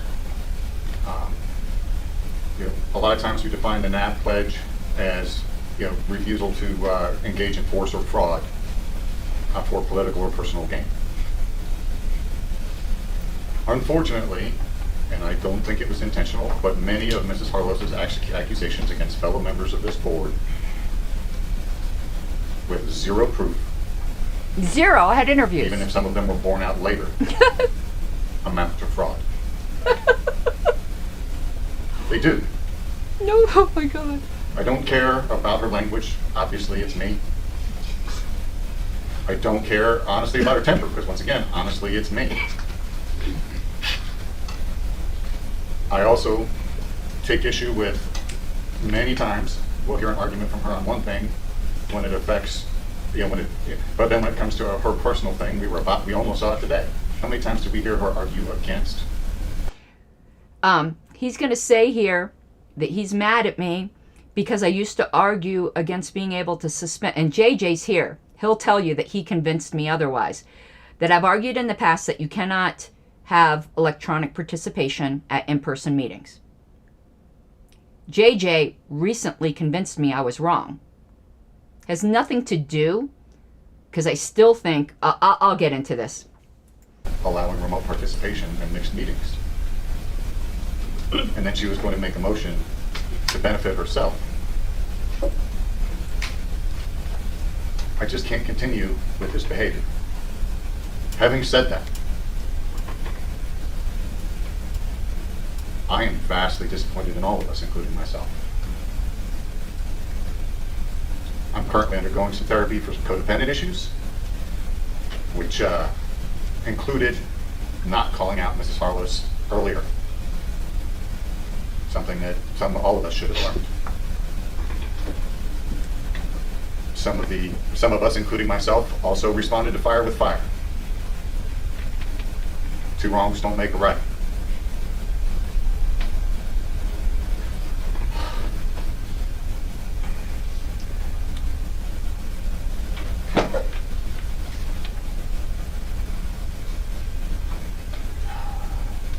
I had a lot more to say, and I'm sorry.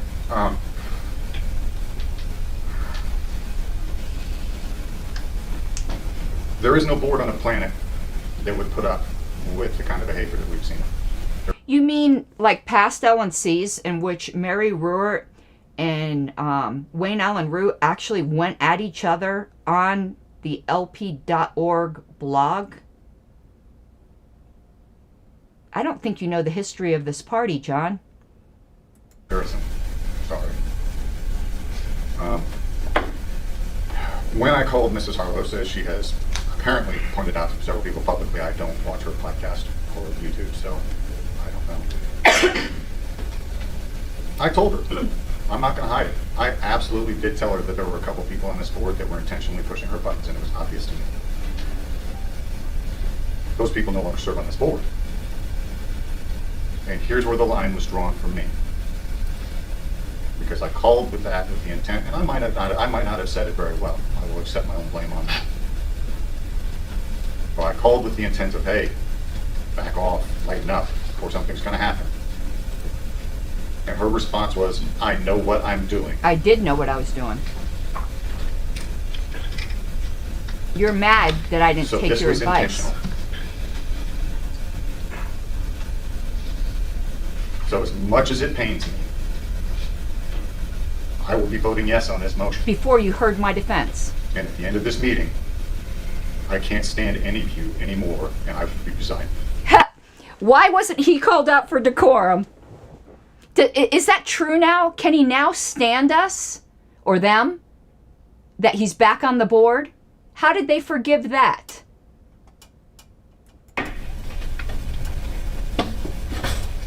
Ms. Adams.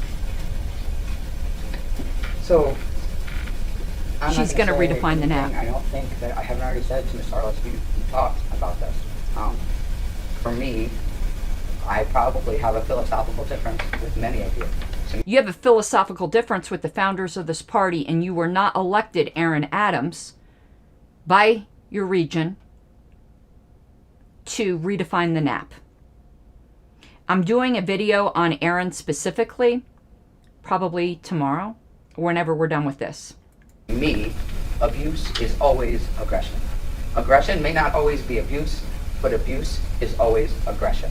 Bullshit. And it is my contention that many members of this board, myself included, have been relentlessly verbally abused by our secretary, to the point that it has made it damn near impossible for me to do the job I was elected to this board to do. Then you perhaps need to resign, because you need to grow a thicker skin if you can't be criticized as a public figure. I think part of one of the underlying factors is that it absolutely is, and I'm not saying I have an issue with communicating to the members what is going on. I absolutely think we all have an obligation to do that. But this jump to fan the fire, this jump to inflame mob culture. When the LNC is not doing its job, how people react, and it actually hasn't been mob culture. But you get criticized when you are a public figure. Yes, she is being a drama queen, but I'm going to be extracting this portion out for a separate show. This jump to support cancel culture is part of the problem. And let me be clear why I say that. Cancel culture is not about justice. Cancel culture is not about ethical behavior. Cancel culture is about control. People use cancellation to force conformity of ideas. So while we are being accused of persecuting someone for her ideas, let me make it very clear. I see that very much in the reverse. Clearly, issues of decorum for me have nothing to do with language. They certainly have nothing to do with hair color, or clothing choices, or lifestyle choices, right? We've all met. This is not about that. This is about abusive behavior. This board, members of this board, were publicly accused Yes, of attempted Rochelle. bullycide. She's lying here. We're going to deal with For this. anybody who's unclear, that's a felony. It's a federal felony. She's We were lying. accused of trying to cause physical harm by way of death No, to another she's member of this lying. board, and I take that accusation incredibly seriously. More than once on our list, I have been accused of harassment by our secretary. I have had to ask the chair for a ruling on the list in a benign damn threat. It wasn't a benign threat. Where I asked a question, literally a question. Madam Chair, is it possible to streamline our minutes procedure and still follow policy? That was the question that got me accused of harassment. Where I had to call for a ruling of the chair, Madam Chair, was my statement harassment. And after I got the ruling, Secretary Harless apologized, but not before. Oh, I thought I thought Richard said when I I brought it up, she said, "Well, I apologized." didn't mean harassment that way. You don't get to backpedal. Listen, if you say something and we all step in it, all of us, I do it all the time. Again, we've met. But own it. Don't backpedal. Don't dig. Yeah, I did that, but it's not really my fault. It feels very Steve Urkel. Did I do that? Yeah, you did. At some point, that has to stop. So yes, Secretary Harless, absolutely. We should listen to everything she has to say. We should consider every statement of defense that she has to say, because she certainly has rights. But as a member of this board, I have the right to work in an abusive-free situation.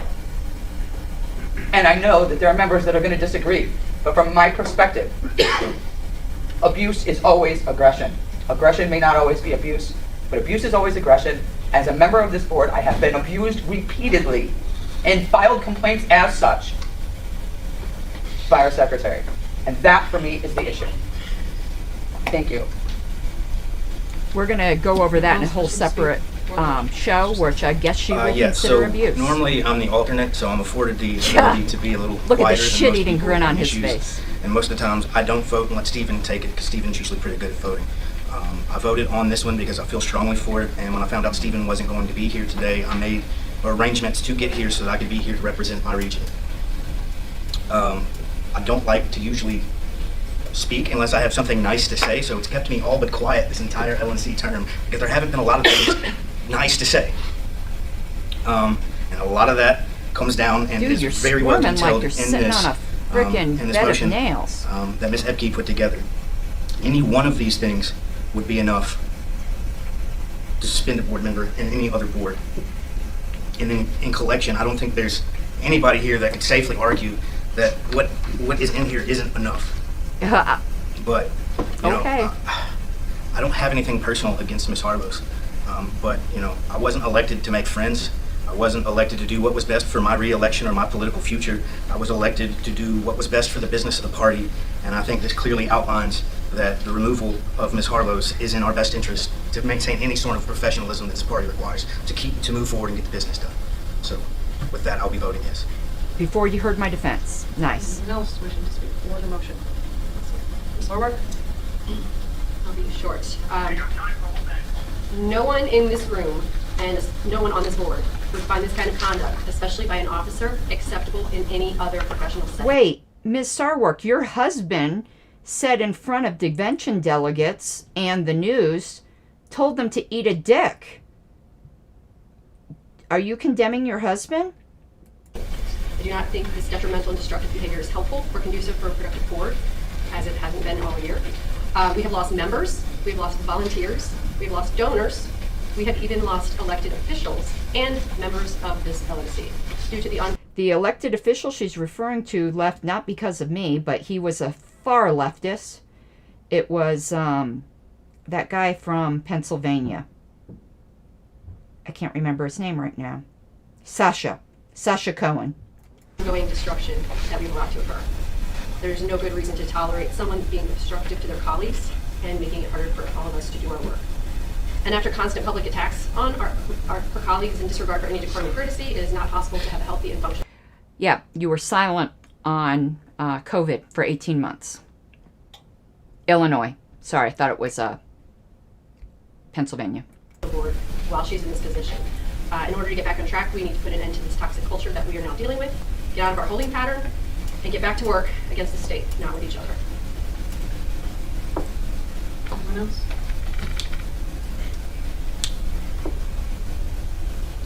I think there's time left for this. I'm not sure. Okay. Mr. Longstress was keeping time, but no one else wishes to be recognized for the affirmative side. Mr. Wilford? I was just going to move that we yield the rest of the affirmative time side and proceed with the negative side. Second. Second. Any objection to yielding the rest of the time for this side to Ms. Harlow's? Okay, even though I was going to do this in two parts, Give me just one moment. I will just Okay. listen to my defense, This is because a stand-up thing.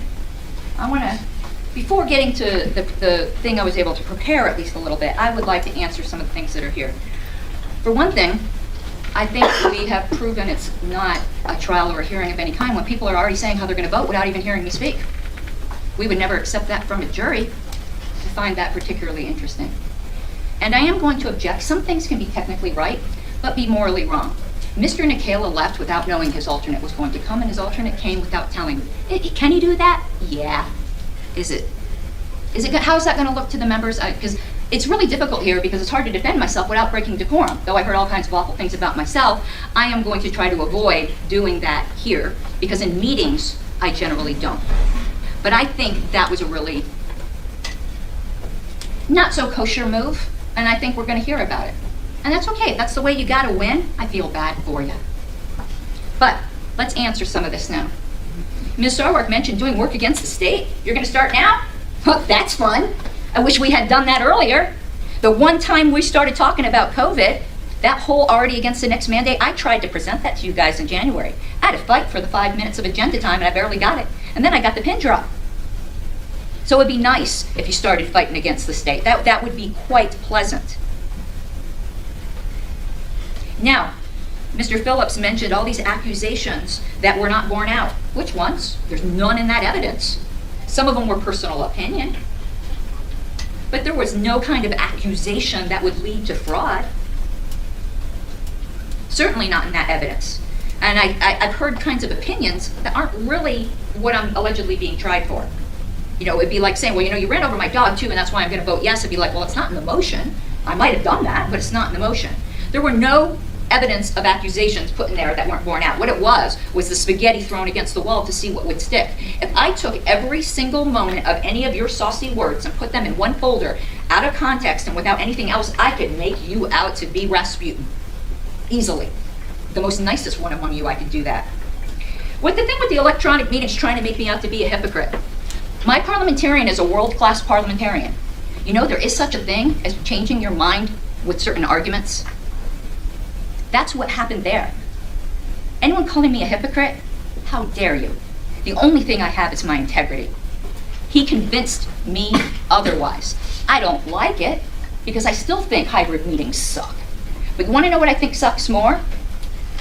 Waiting until somebody leaves and then substituting in. Because I think Mr. Nikela thought he was obeying the desire of his region. Does the desire of his region change depending upon what representative is here? I know some funky business has gone on with some of the things with regions, but that's okay because that's between you and your regions. I can have all kinds of feels about it, but it really ultimately isn't my lane. But really, this would never be tolerated.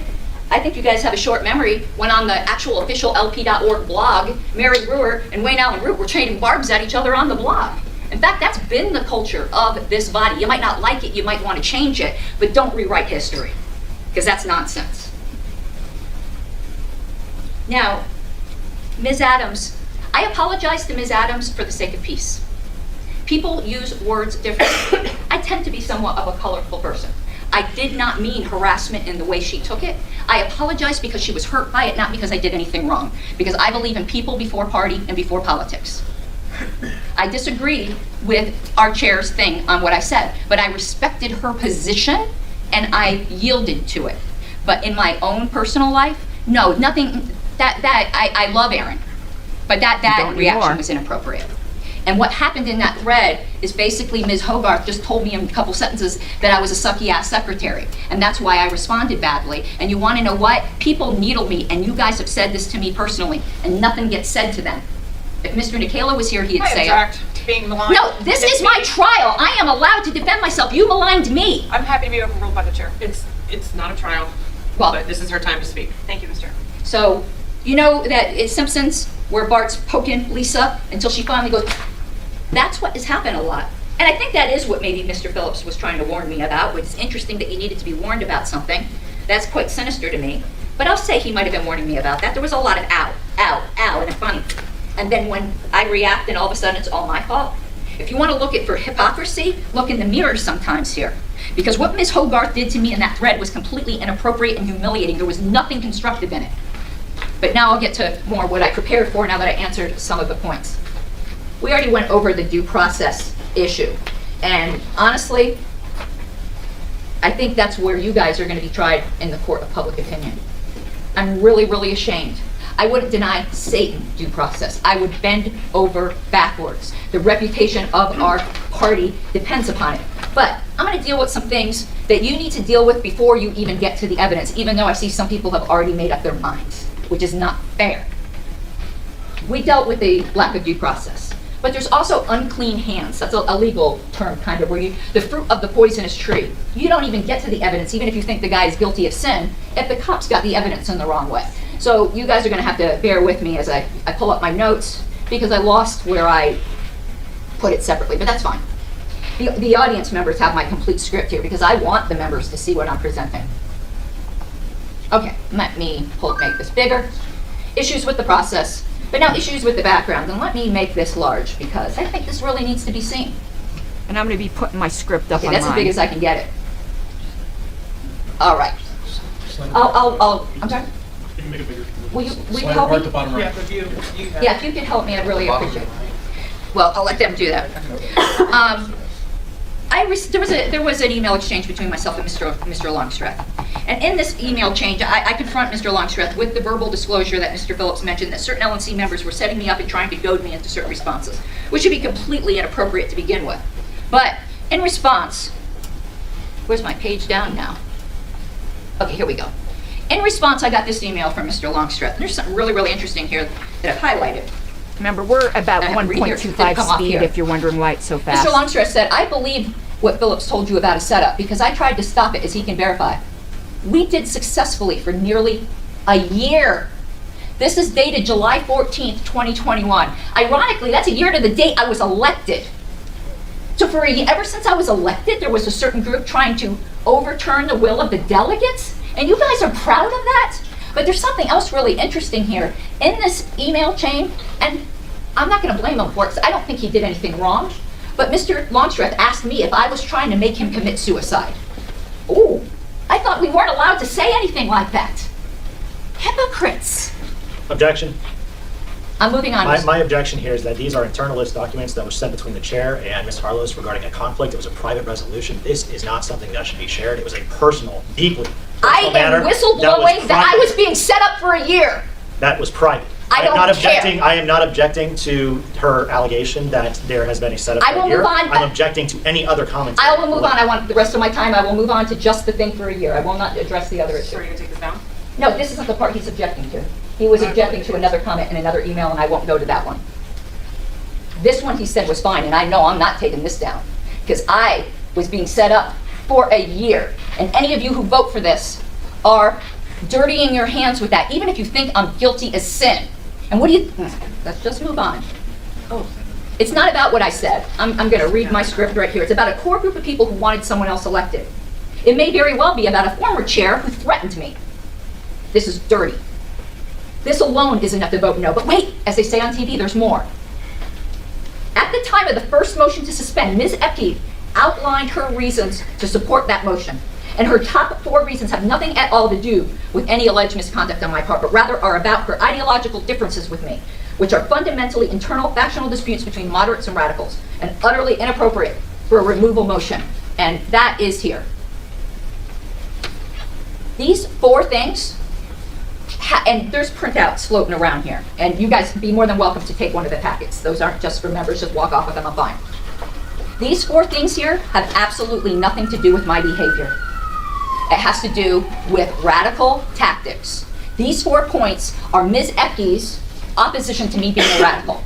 Now, true, after these 4, she went on to things that were more relevant to Mr. Longstreth's original motion, but they weren't even her top 4. The fact that these are even included in here. But let me repeat, I supported the motion to remove the secretary, not because I bear her any ill will, but because I believe that we want to see a world set free in our lifetimes, we need to accept certain premises. I disagree with her on those premises, so she wanted to remove me for it.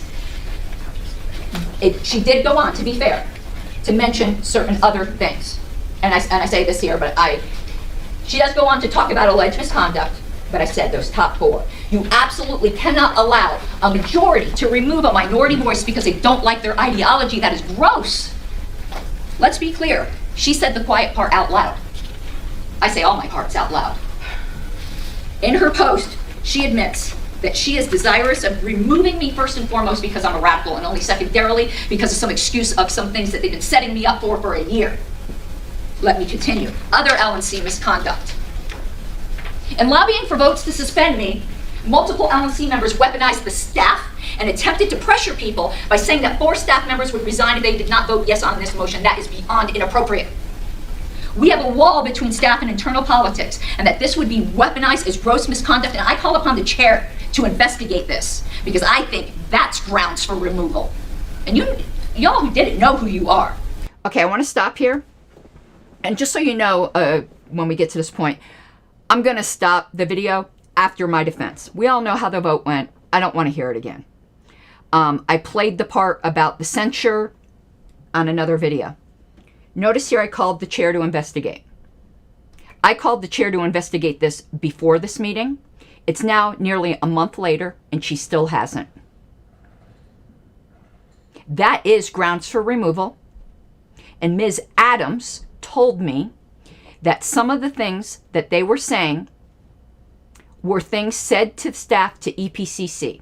In other words, she was leveraging information that she had by virtue of being a member of EPCC, which is kind of like our internal human resources department, to get votes against me. Investigating the breakdown with Birkenhoff. Because again, this was running at 1.25 speed. LNC members in lobbying for votes pressured other LNC members to vote to say, if we do not remove the secretary, we are going to lose 4 staff members. There is a wall of separation between the LNC and staff. Staff is not allowed to get involved in internal politics, and LNC members are not allowed to leverage staff in internal politics. But that's exactly what they did. That's a removable offense. The chair has ignored this.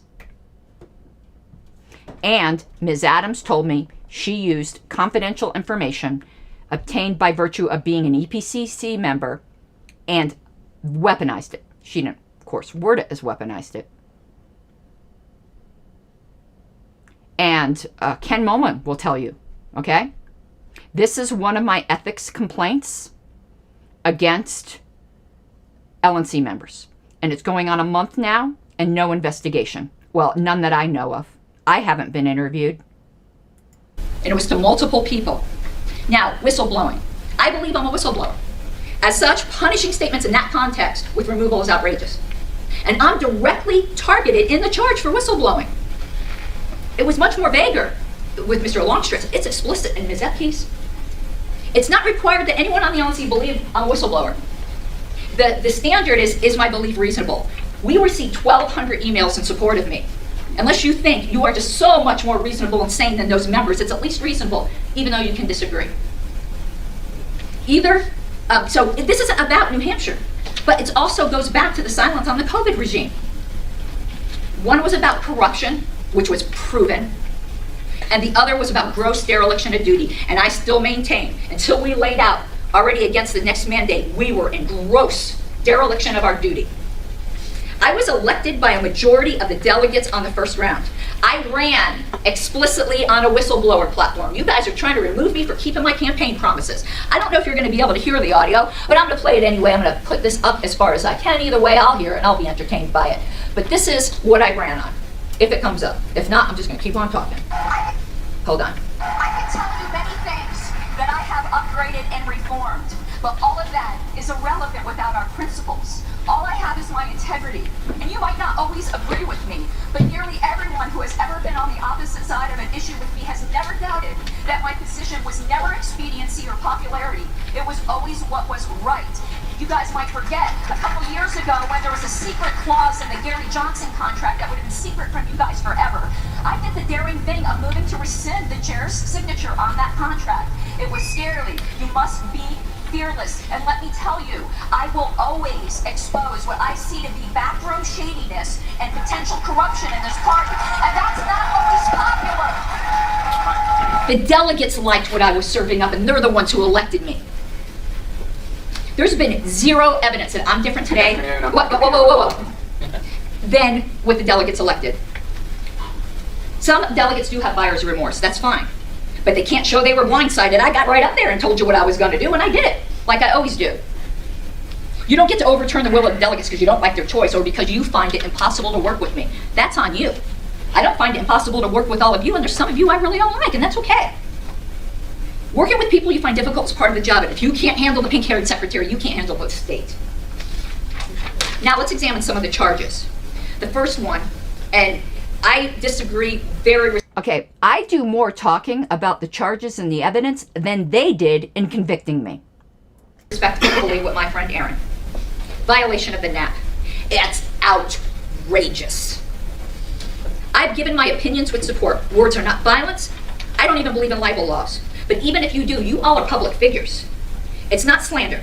And me saying my opinion, where fellow LNC members can simply change the channel, is also not harassment for public figures. This is incredibly chilling and punitive to any future whistleblowers, even if you don't think I'm one. If this suspension should pass, the LNC just fundamentally redefined the definition of the NAP and played right into the hands of those touting microaggressions.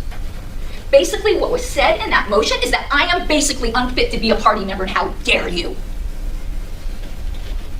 Put this definition of the NAP before the convention delegates and see what they have to say about it. I don't think you'll like it.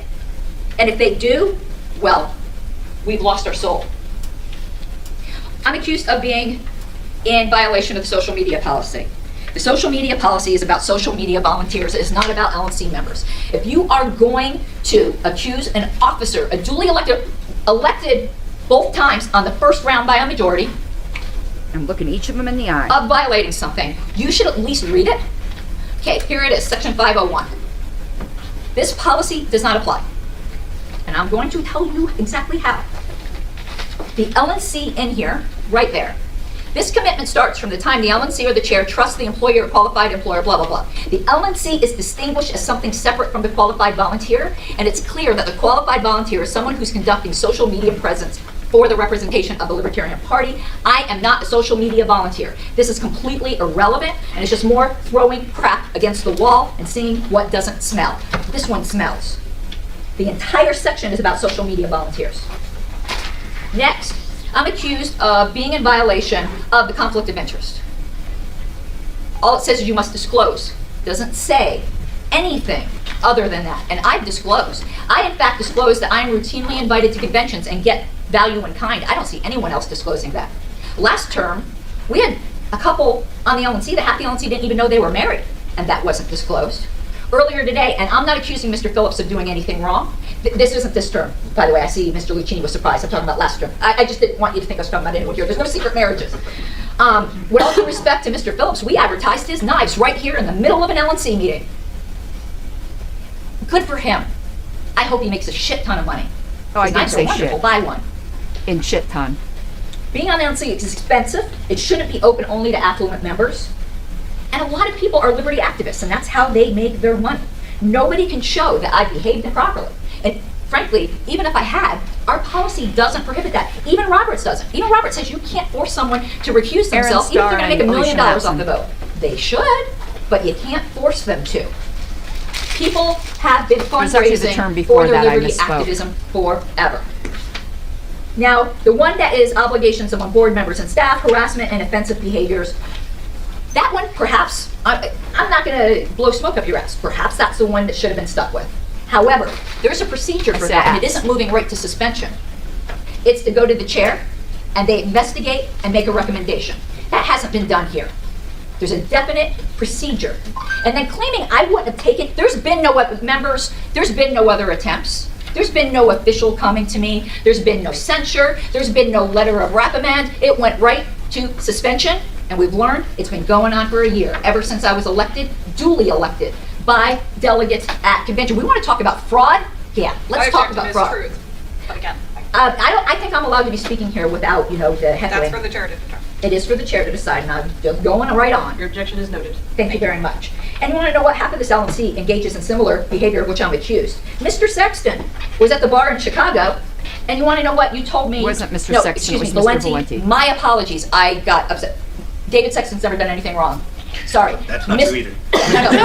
No, I'm sure you have, but I haven't seen it. Mr. Valenti was at the bar, and there were all these kinds of jokes that a lot of people would find offensive, such as the typical, now you guys are probably going to laugh, but a lot of people would find this offensive, and I have to repeat it, so I apologize. The typical family tree in West Virginia is a telephone pole. Now, a lot of people would find that very offensive, and apparently Mr. Valenti got so inappropriate with me that his wife urged him that he had to apologize to me. He was very drunk, and it got out of control. You don't see me running to remove Mr. Sexton. If I had to repeat everything, oh my God, I am going to buy you something. I can't do that. Now I'm bribing you. Apologies to with sackcloth and ashes. If I were to repeat every off-color joke an LNC member has said to me, well, how much time do we have? Is vague booking about member emails appropriate? Because there's someone here who does that all the time. Is laughing about the idea that someone thinks you're a whistleblower, even if you disagree, conducive to encouraging actual whistleblowing? Well, Ms. Sarwark has a bad habit of that. I find cursing in meetings offensive, and some of the people who do it say, yeah, I'm guilty as charged. And I certainly find telling delegates in convention to eat a dick not exactly appropriate. Are we going to be doing a censure on that now, too? If this policy was violated by me, it was violated by a majority of you all. If you put forth an omnibus motion to censor right now for about half of the LNC, I'd give you the names, I'd put my own on it, and I'd vote for it. But right now you're targeting me, and the members know it, and I know it. But here's the grossest part of all. I can now prove I'm being targeted as a whistleblower. Thank you, Ms. Epke. The Bill of Particulars alleges that my actions have resulted in the loss of LNC officers. It's blatantly false. The only officer that was lost was the chair, who was proven to be corrupt. It's my fault he resigned. You should be thanking me if it's my fault. That directly is an admission that I'm being targeted for that activity. Now, but for my interviews on June 13th, I believe we would be seeing a very different situation here. You are free to disagree, but a lot of people agree with me, which means it's not unreasonable. This one accusation poisons this entire process. I did not cause the resignation of Mr. Bishop Henchman. He caused his own resignation. It's shameful to be accused of such, and the obvious glee. Listen, I wasn't blaming his spouse, as it was said. I was blaming what his spouse was documenting, which was, as you guys know, right there, cackling, as he did in his last act. You're going to tell me I haven't been retaliated against? I've got a bridge to sell you. All right, moving on. The outgoing chair, while leaving, by the way, called me somebody who covers for bigots. Not a word from the LNC repudiating that. Shameful.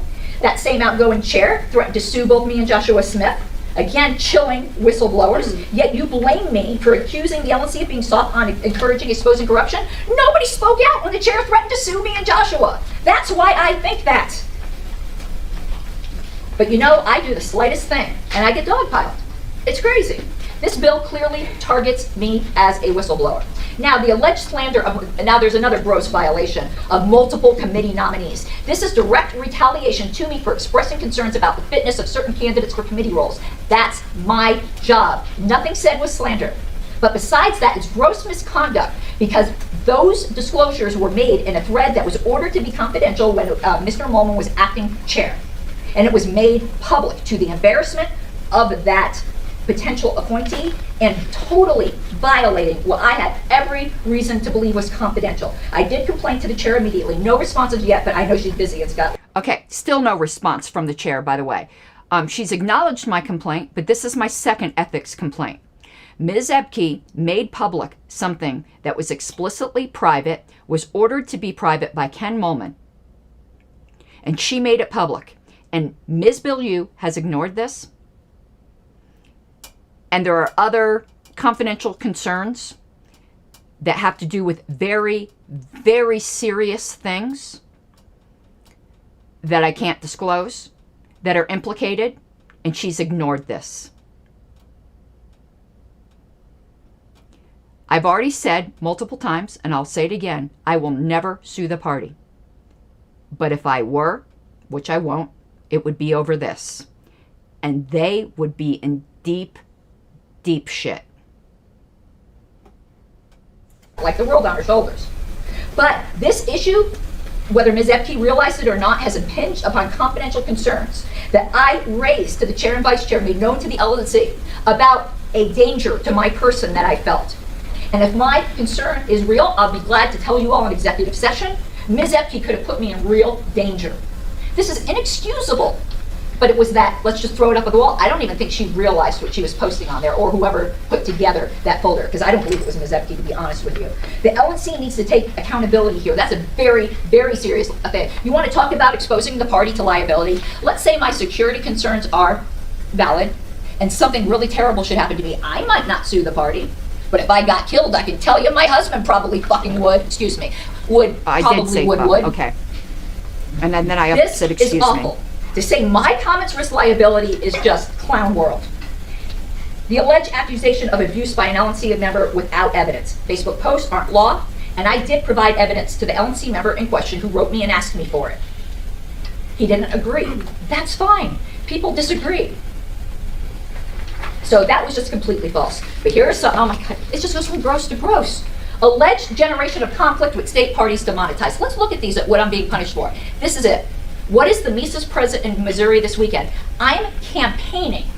We have a sitting, I think Ms. Epke took the fall for this. I feel bad for keep saying Ms. Epke because I don't think she gathered this, personally. What is happening is a sitting LNC member is calling out a campaign post of mine and asking me to be removed for campaigning for an internal position. I should have filed an ethics complaint against this. What you have is the majority, supermajority of the LNC interfering in an internal election. A sitting LNC interfering in a future internal election. That is also a serious ethics violation. I might supplement with that. Do you guys think this is going to survive a judicial committee review? Oh my, each of them?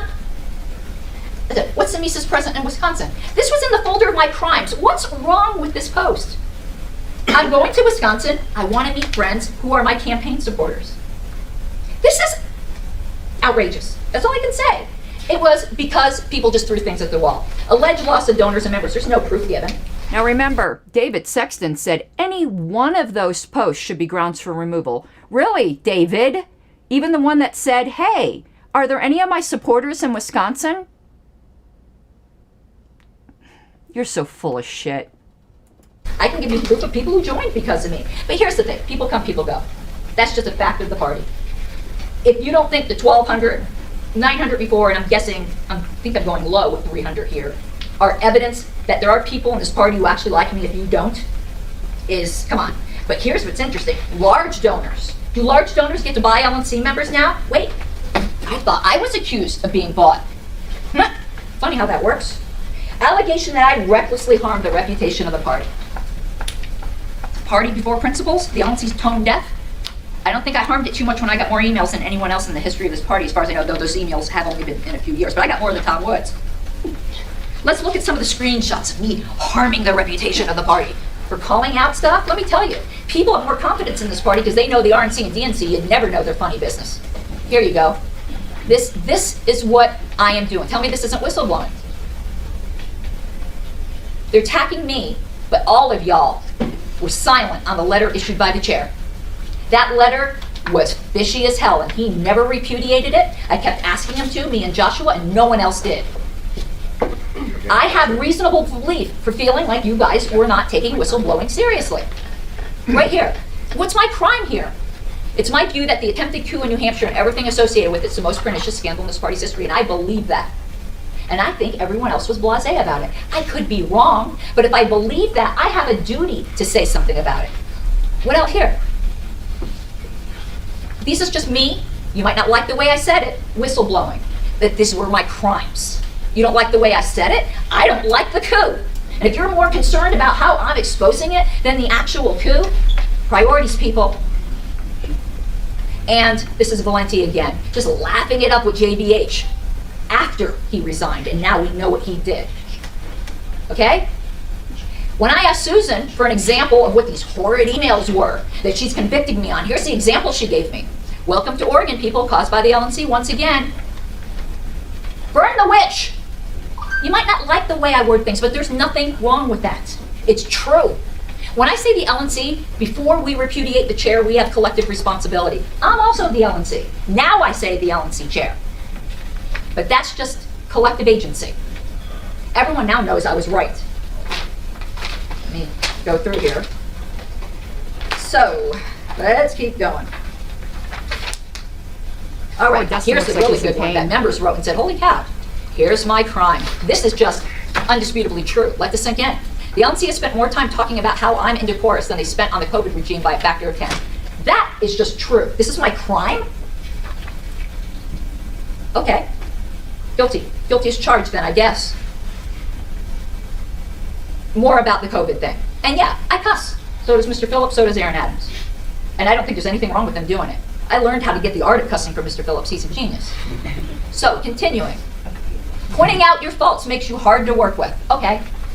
I find Susan hard to work with. Sometimes I find Richard hard to work with. Neither of them should be removed. So I said here, if I believe the LNC is in dereliction of his duties, I guess I've got to be quiet? No, I'd be in dereliction of my duties.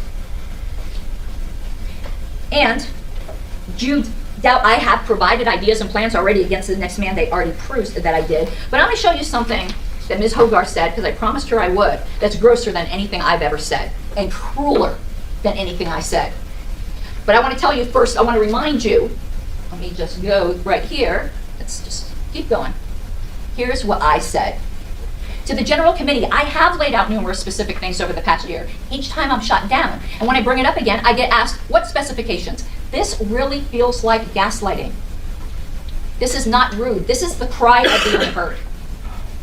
And the next day, and the comments prove it was talking about me because another member specifically mentioned me, and Ms. Hogarth liked the post, as did 3 LNC members. This is what she said. It's not gaslighting if you're actually crazy. Okay. All right. And you wonder why I go public. Not everyone's guilty, but a lot of y'all are guilty of doing what I do. I have a bigger reach. Does it matter? And then, here's some more. Posts. These are my crimes. These are religious posts. Why the hell would you put religious posts in here? This is me saying how hurt I am and how God is working on me. How is this a crime? Where I said how I'm trying to forgive Richard because I don't like having hatred in my heart. How is this your business? How dare you put this on a list of my crimes? My crying out to God. There's another one. Some more here. I'm struggling with God right now. I mean, honestly, of course I'm biased, but after hearing this defense, fuck every single one of them that voted for this motion. Their evidence is shit. I've never hated anyone, but God forgive me, today I do. If you're a praying person, please pray for me. How dare you put this in my list of crimes? Now, a list of crimes is me asking for an attorney to secure my rights. That's just bullying me not to get an attorney. I've said over and over and over and over again I'd never sue this party, ever, because it would hurt the members. But this is my crime here, because I asked for an attorney. How dare me? And you're going to vote yes on this? Oh, God. You might think I'm awful, but this isn't the evidence of it, or it's so tainted. Let's continue. What's wrong with that post? Here, this is another crime. I have a favor. I do believe I'm being passively aggressive, mostly by Ms. Hogarth, since we're all attacking each other here. I wish we never had to get to this point. I ask that you please politely and with your real name and email write the LNC. How dare me ask members to write you politely? I'm not allowed to do that? Of course I'm allowed to do that. Next one. Here's the rumor. Why is this a crime? That I mentioned there's a credible rumor they're going to try to remove me again. It's true, I guess, here we are. Why was this in my list of crimes? Let's see here. Right here. Deep breath. Because I mentioned it, I go on to talking about the assault, which is just even, it just goes from gross to gross here. Addressing the issue of my complaint over the assault. You know, sometimes when people are the victims of something, they're not the perfect victims. You know, like George Floyd might have done drugs, and this isn't what libertarians do. They're never going to have a perfect victim. So now I'm getting crucified because I actually brought up my 2016 assault. In what possible world would I be suspended for reporting an assault and letting people, and I know me and TJ didn't, and I know we meant no harm. And I apologize if it hurt TJ, but I was feeling hurt as a victim of something that I've been trying to get attention for 5 years now. Okay, thank you. Look, here's another crime of mine, when I had a genuine question to chair candidates. What is your position on the accusation that there's a flood of bigots taking over the party? Because our former chair cited that. How is this wrong? Am I being punished because someone doesn't like my questions? Next, pointing out general issues and double standards. I'm not allowed to do that now. I can't do it on the list. I can't do it on my show. I do it on the list, I get dogpiled. I do it on my face. You can't win for losing sometimes. I'm going to try to find, I think we are almost here. I'd like to address the videos, but no timestamps were given. And I can't guess. I shouldn't be expected to guess. But let me just give a general thing. The burden of proof on the accuser, that was just an evidence dump that we would never take from any prosecutor. But let me just give a general. Some of those are very emotional videos. Whether or not he agrees with me, I considered Richard one of my best friends, and I felt backstabbed. Not by the suspension motion, but by the fact you tried to remove me from every committee, and you did it twice. I'm allowed to be upset about that. That was the worst betrayal I've ever had. You might not agree, but those were emotional videos, and you say things out of your emotion sometimes that you don't word exactly artfully. Where's an apology? There's a long practice here of digging your metaphorical fingers into a person and punishing them when they react. There are screenshots of my social media profiles. All of them make clear I'm not representing the party. I can't hide that I'm the national secretary. I got fucking pink hair. And it's obvious anyone who knows about YouTube knows how the monetization system works there. There's nothing improper about it. Let me finish. This is a question for the delegates, not the LNC. If you don't like how I make my living, it's not your business. To claim that I'm making things more dramatic to make money is just a character attack without foundation. I'm a performance artist. I was elected as a performance artist. That's me. It is indecorous, in fact, to make that accusation without proof. The video, which seems to be at the center of contention, is one where I am obviously crying out in anguish, where I'm trying to heal from a very dark time. And I felt that certain LNC members didn't have the courtesy to just leave me alone for a while. When somebody tells you they're in a dark place, it won't hurt you to just leave them alone for a while, but certain people will just needily meet up to death. Expressions of worry about somebody fall flat when you fail to just leave them alone for a little while. And I would like to, I know Mr. Nana has something he'd like to say. I want to yield the rest of my time. Sure. Okay, Nana, let's go back. So I just wanted to, get through the defense there. All right, one sec. Got to find this main screen. Go back. All right. I answered all of their evidence. They didn't address any of it. They didn't connect any specific piece of evidence to any specific crime. They explicitly targeted me for being a whistleblower by saying I caused the resignation of JBH. That's a feature, not a bug. This is gross. Absolutely gross. This is the worst LNC in the history of this party. Those 11 people should never be near another leadership position again.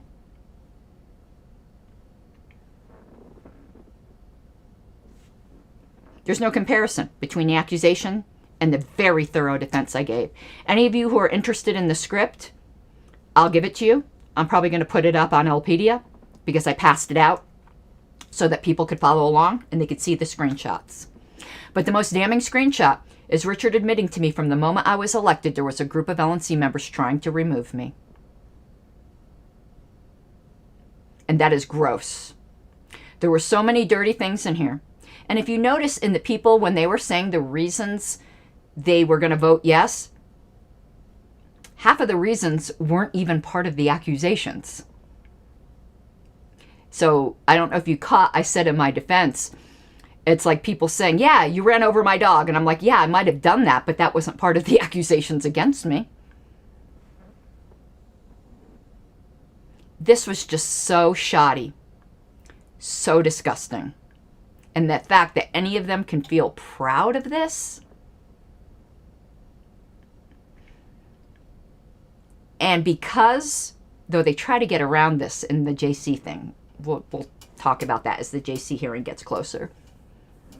Because they chose to put this all in one motion, the defeat of any one point defeats the entire motion. So any LNC member there, like Susan Hogarth, who claims they don't agree with the redefinition of the NAP, she voted for it. It was all part of one motion. She could have moved to divide, and she didn't. She said she didn't want to quibble over it. Isn't that nice? The most important principle of our party, she decided was just a quibble, when Aaron explicitly said we're redefining the NAP. So did John Phillips.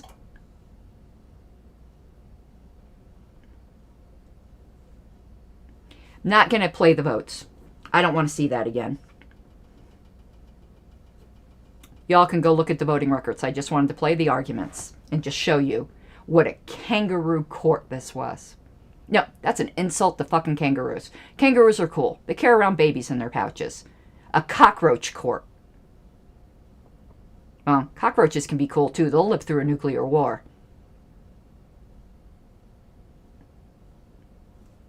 I really can't think of an animal I'd like to insult. So let's just call it a railroad job, even though that's insulting to railroads. A banana republic, but that's insulting to bananas. I gotta laugh. But that was the grossest thing. Even people who don't like me and wanted me removed, nobody can look at that and say that was fair, just, or honest. Nobody. And if anyone does, you're as corrupt as those 11.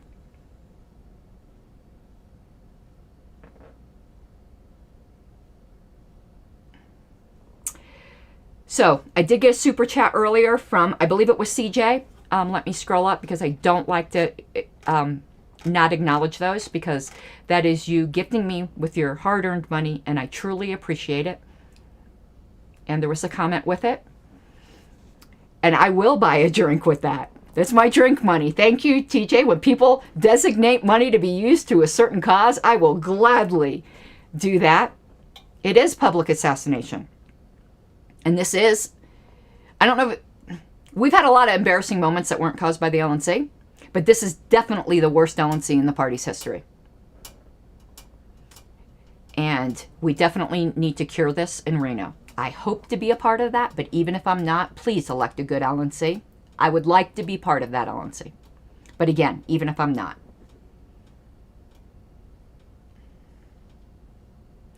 Erin was running for vice chair. I am happy to say she withdrew. She'd have been awful. Now that I know that she doesn't even believe in the fundamental ideology of this party. And like I said to her personally in a live stream, just because I think she's an awful LNC member doesn't mean I think she's awful in every area of her life. Erin is an amazing mother. She has a special needs adult child that she will have to take care of for the rest of her life. You know, when you have children, you kind of count on them being like 18 years and then they have their own life. And when you have a special needs child that is dependent upon you, that is still, you know, mentally a child themselves, even though they're an adult grown man body, that is hard. She's an amazing mother. She's an amazing activist. She's a terrible LNC member.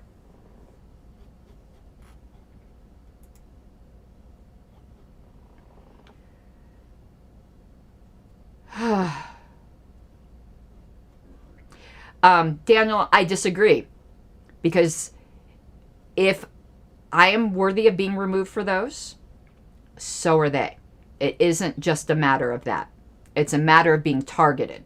My whole defense was that I was being retaliated against, for I'm a whistleblower. So, I am going to head off. Thank you so much. Those of you enjoyed's the wrong word, isn't it? If those of you who found this helpful, I would ask that you consider supporting me in some way. I need one more $5 a month patron to meet my September goal. That would make me very happy. If you have a Liberty product or something that has a nationwide audience, if you would consider, as I said, there are very, very affordable radio spots for a show I might be doing in Colorado. Contact me privately, but I guarantee you, you will not believe how affordable this would be because I'm selling the advertising spots at cost. In the future, if the show gets popular, future advertisers will pay more, but those who are with me from the beginning will always get the cost price. So if you have something you'd like to advertise, please let me know because I'm making a decision on whether I'm going to accept this opportunity because it is a financial commitment on my part if I can't find advertisers. Also, please check out the,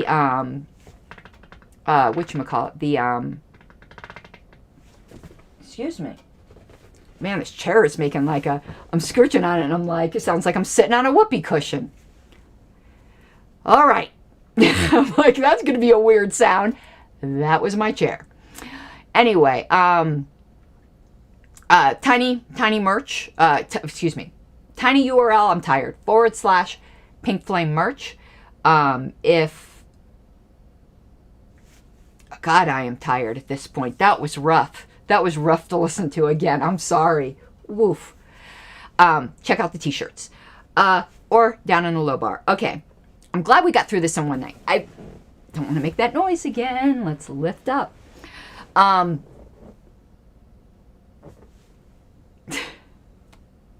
sorry. I'm so tired. Oh, that was hard. That was so hard. Yeah, down in the low bars, more ways to support. I'm glad we got through this. The last I hope to talk about any of this until the right before the JC hearing will be the special show I'm doing about Aaron Adams' lies. Since I did one about Susan Hogarth's terribleness and Richard Longstreth's lies, Aaron Adams gets one as well because she lied multiple times. All right, everyone, and thank you, Daniel. I'm gonna go. Oh, I promised Tim Hagen I would finish some revisions of the minutes that are needed. And then I'm going to go to bed. Okay, everyone. Have a good night.